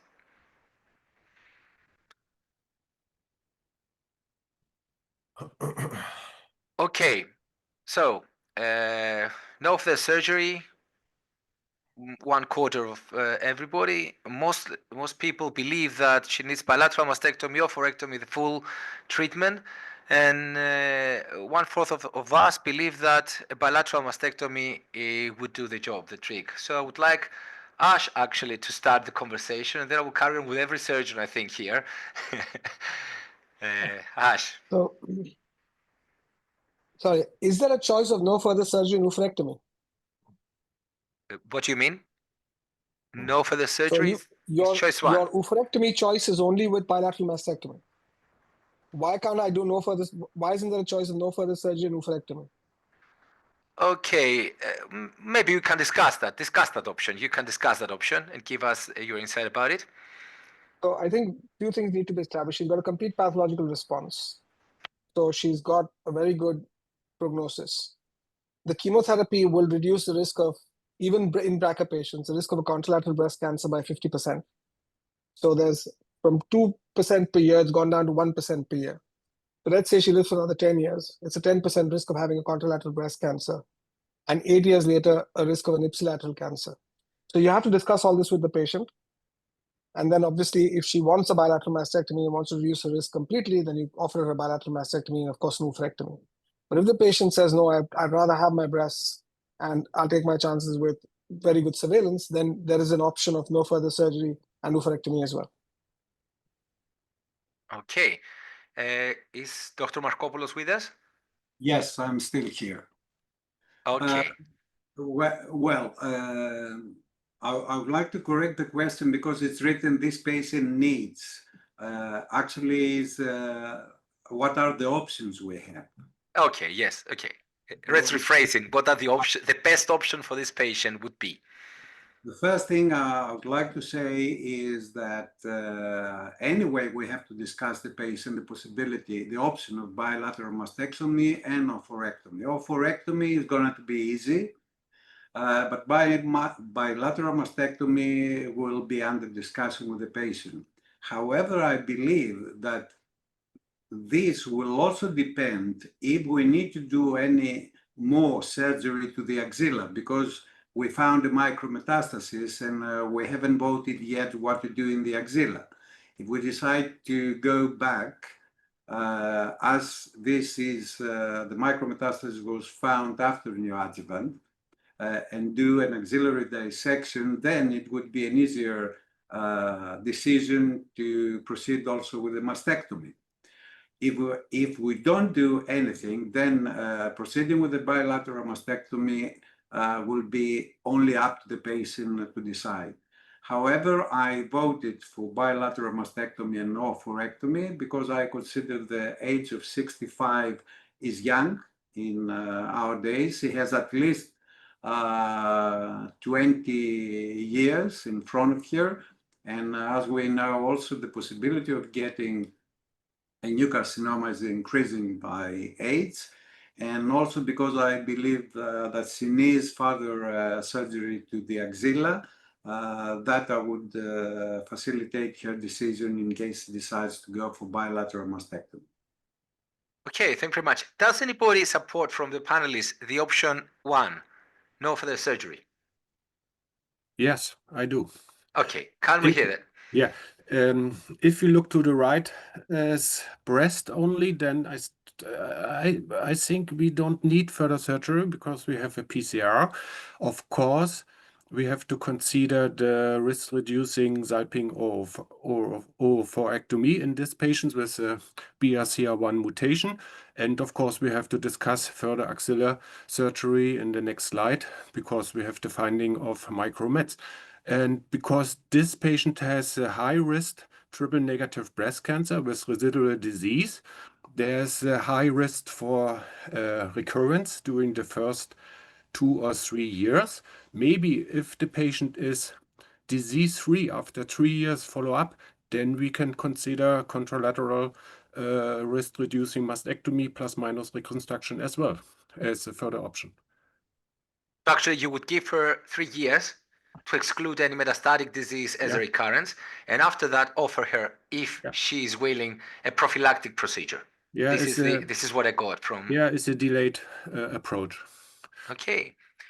Does anybody else want to add something here? Shall we carry on? Shall we carry on? Yeah. Okay, so obviously the next question would be about the axilla. What would we, if we would offer anything to the patient? 1, would we offer completion axillary dissection, or 2, no further axillary surgery? Okay, I think it's 2 options. It's either 1 or 2 here. Obviously, we're talking about surgery. That doesn't mean that includes radiotherapy whatsoever. So it's just about surgery, completion or no completion, just 1 micrometastasis. Let's see the results.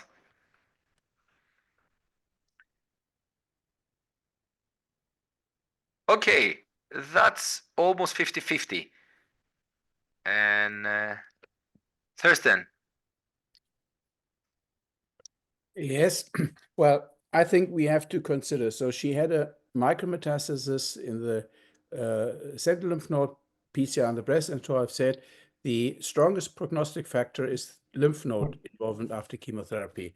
Now, with the micrometastasis in the central or target lymph node, the chance of having additional nodal involvement is 40%, and the chance of switching to YPN1A, so 1 to 3 nodes, is 18%, and to YPN2 is 11%.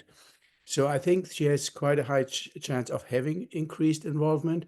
So this is one of the cases where I think we have still to recommend axillary dissection for diagnostic, but in this case also therapeutic reasons, because it is the Alliance 11202 trial that would show us if we will have a similar controlled radiotherapy compared to axillary surgery.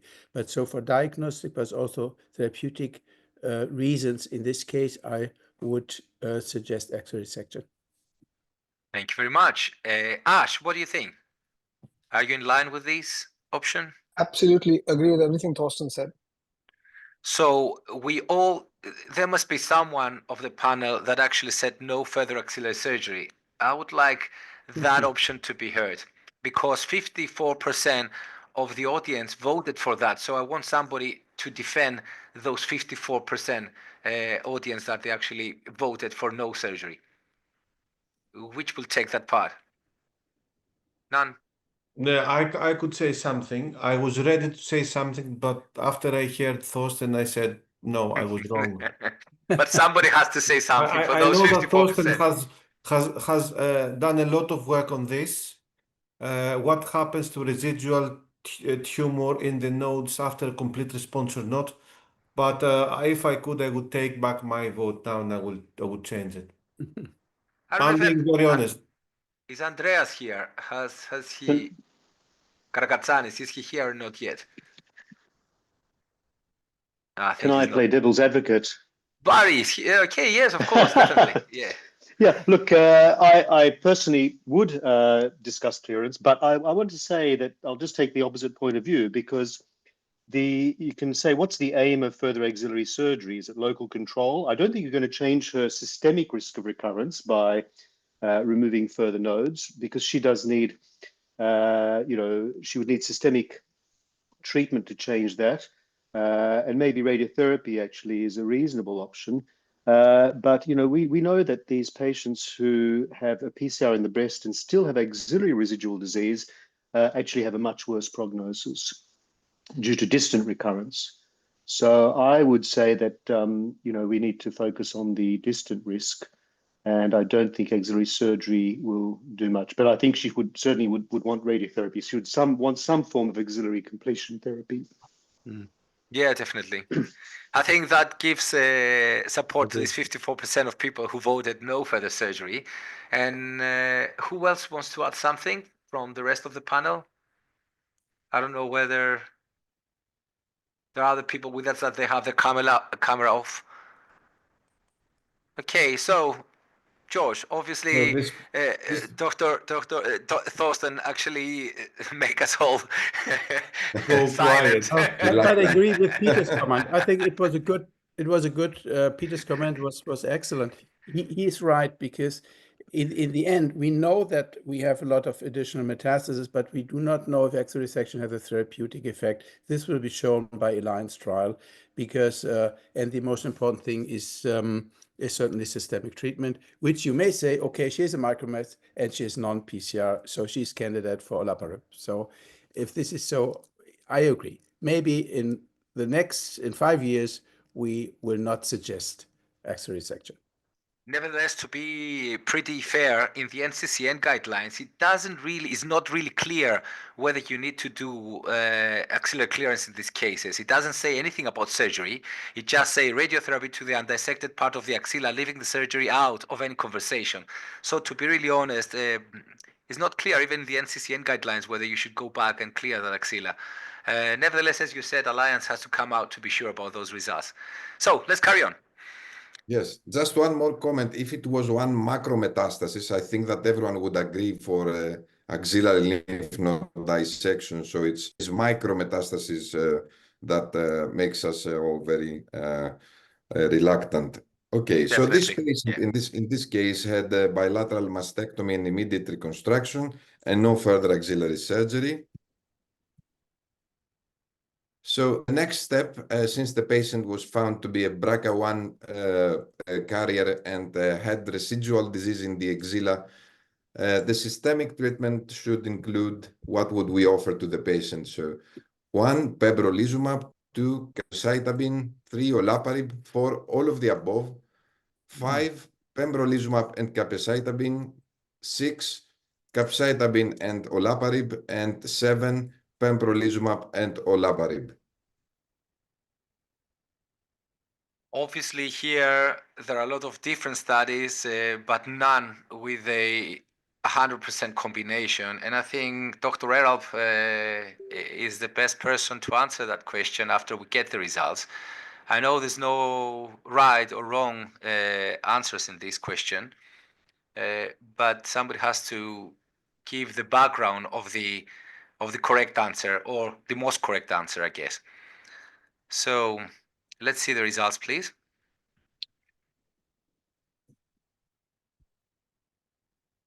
Okay. So, Dr. Eralp, would you like to comment? What would have been Yeah. your choice and why? I voted for number 7 because, you know, as with from the beginning, when we get back, she received neoadjuvant chemotherapy with pembrolizumab, and now she has some residual disease in the lymph node, which puts her in high risk because she has had a non-PCR. And when we look at the event-free survival of those who had no PCR and had stage 2 disease in the beginning, the 5-year event-free survival rates reaches around event risk reaches around 30%, which is high. Still less than the 40% recurrence risk in those who got the placebo, but still 30%. So she still has a very high risk for a recurrence.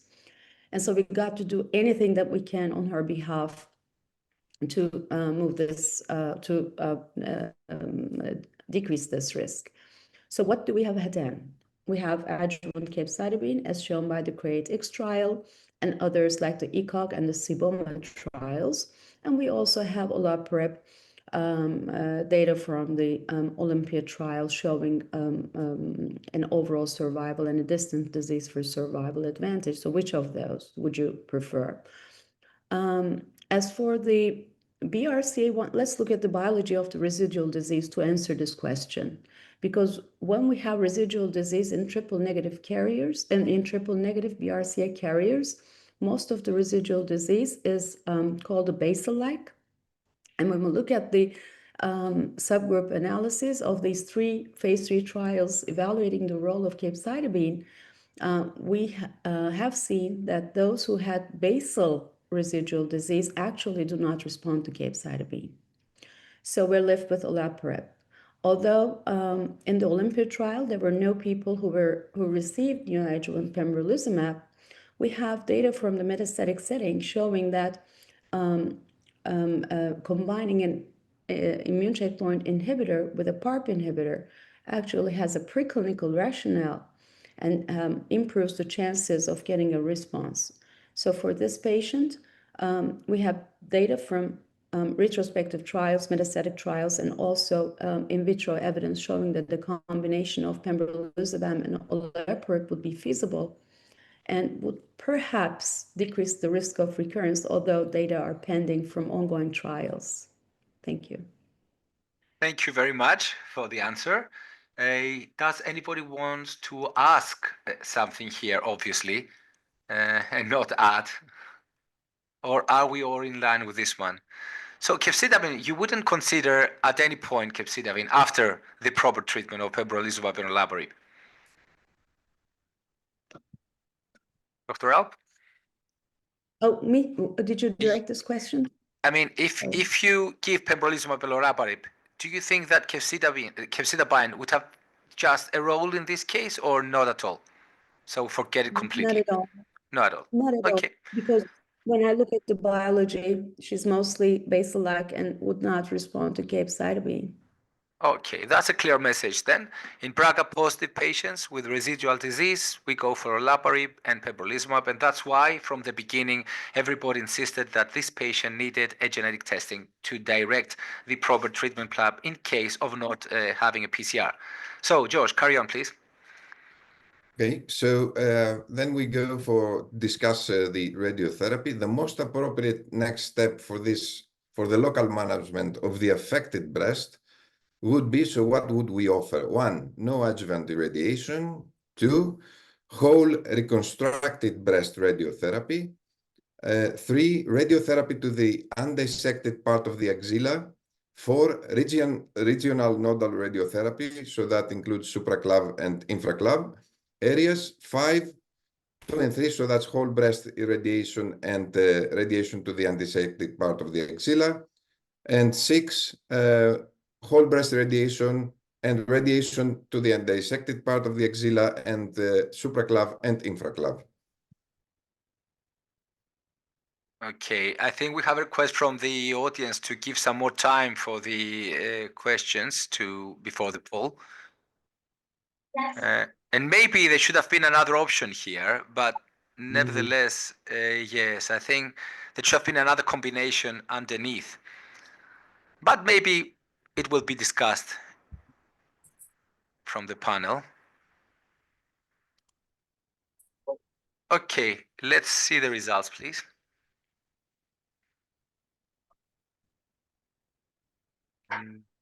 Let's start with Dr. Skarlos and then Dr. Dimopoulos. What do you think about it? I think that this woman, this 65 years old woman with this triple negative BRCA positive tumors with complete response to the breast and micrometastasis to lymph nodes, has to do adjuvant chest wall radiation and radiotherapy to not dissect part of the auxiliary plus supra and supraclavicular fossa. So I voted for 6. For 6, okay. Yes. Dr. Dimopoulos, would you consider not giving radiotherapy to the breast, giving only to the axillary lymph nodes and the regional node irradiation? No, I would also go for radiotherapy of the reconstructed breast plus the regional nodal irradiation. But I would like to bring up one more point, which is that some would take into consideration that there is a theoretical risk for more side effects and theoretical risk for more secondary malignancies due to radiation in BRCA positive patients. And this is a discussion what we also had at the St. Gallen meeting, and but the voting was pro radiotherapy. So most of them who voted for radiation and would not omit radiotherapy in BRCA positive patients. But we should take that into consideration, even if we do not have any clinical data supporting that we have such increased risk for that patients. So you're also voting for the option 6? Yeah, and I don't think that we have any data where in the treatment protocol patients did omit the chest wall radiotherapy. So in my opinion, we will have to treat also the reconstructed breast. Okay, thank you very much for that. George, can you please carry on? There's not much to carry on, but I would also like to make a question to our radiotherapist oncologists, if that's okay.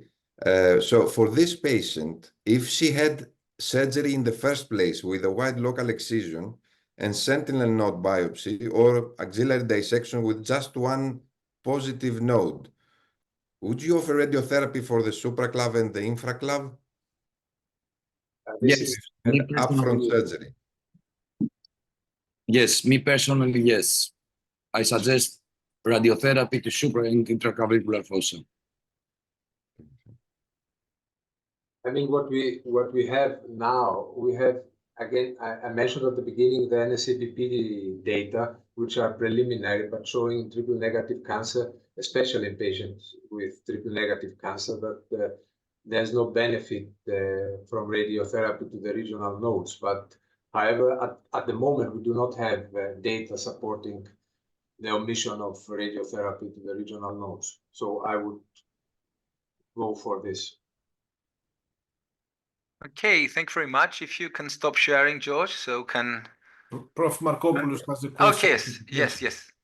Yes, I have a general question about the treatment of this patient. If without doing axillary surgery, radiotherapy was decided that is going to follow, does anyone have any concerns about proceeding immediately to breast reconstruction? I believe that in this case, you did an implant prosthesis reconstruction. Am I right, Dr. Metaxas? Yes, you're right. Yes, that's an implementation. My question is anyone still having concerns about giving radiotherapy to a patient who has implants? So you are asking whether we would apply radiotherapy to a patient who has the final implant? Yeah, about the side effects, obviously. Dr. Markopoulos is talking about getting more side effects like capsule contracture or skin thinning and necrosis. In this patient, I think Ash is the right person to answer that, more or less. I he's bet a- he has a lot of breasts that they have been reconstructed and then had radiotherapy. So Ash, what do you think? I mean, Prof is absolutely right. There is a risk of capsular contracture. And the risk of grade 3 and 4 capsular contractures is to the tune of about 12 to 15% in these patients. So in a 65-year-old, once you've had a capsular contraction, something needs to be done. If it needs to be done, then your only option is then going back to an autologous. So if this woman had an autologous option, I think she should have been offered the autologous option as opposed to having an implant as the first choice.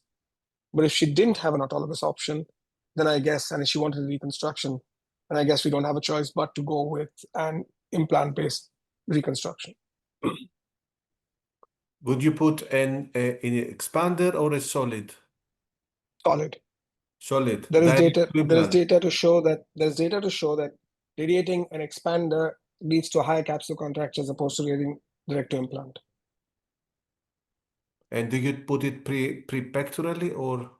Prepectoral always, and possibly with an ADM, because again, there's data to show that if you use an ADM in the prepectoral space, the risk of capsular contracture in the presence of radiotherapy is about 10 to 13 times less than if you don't use one.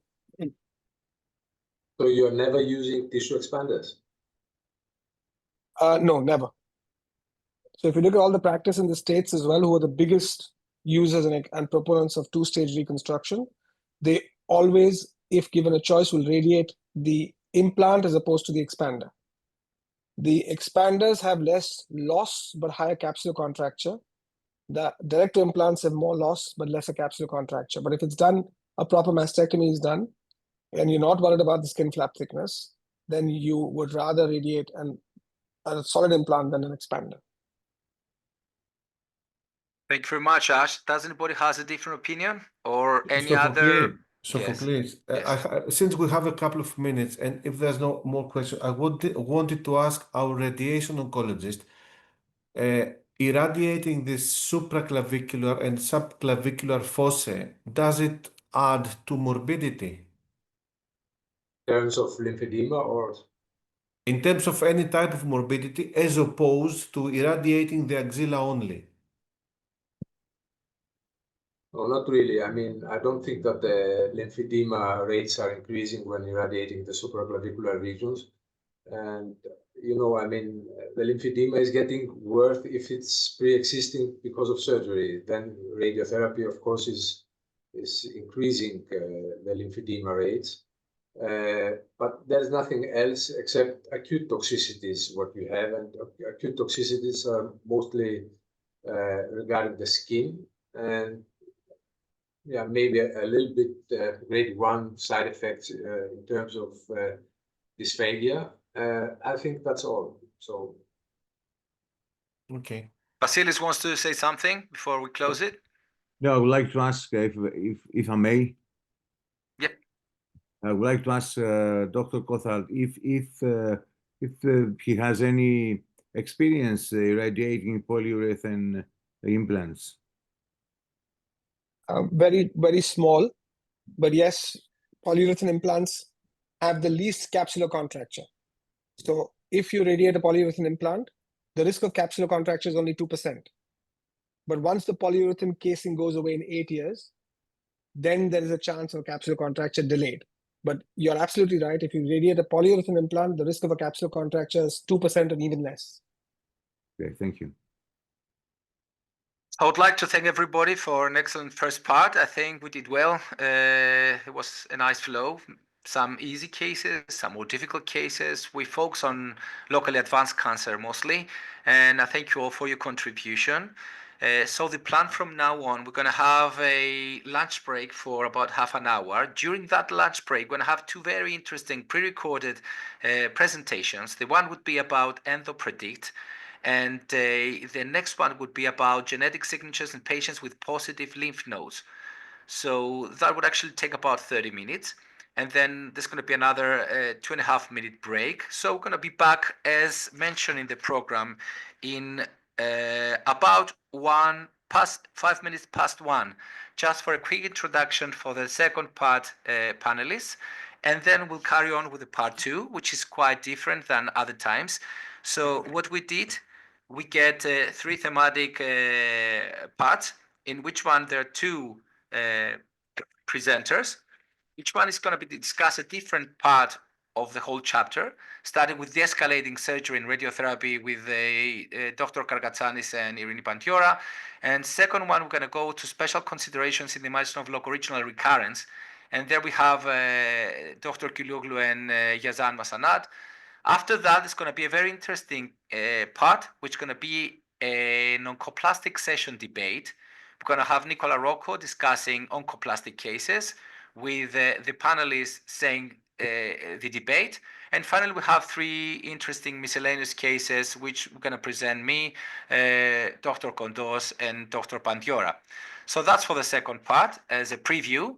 So I'm going to let you have a lunch break, enjoy the pre-recorded sessions, and we're going to be back 5 minutes after 1 for the introduction of the second part. Michalis. So for clear, let's remind our panelists that they're very, very welcome to stay online and participate in part 2 as well. We'll be very glad to have them with us. Yes, definitely. That they're always welcome. So thank you all for being here, and see you again in about 35 minutes. Thank you very much. Thank you very much. Thank you. Bye.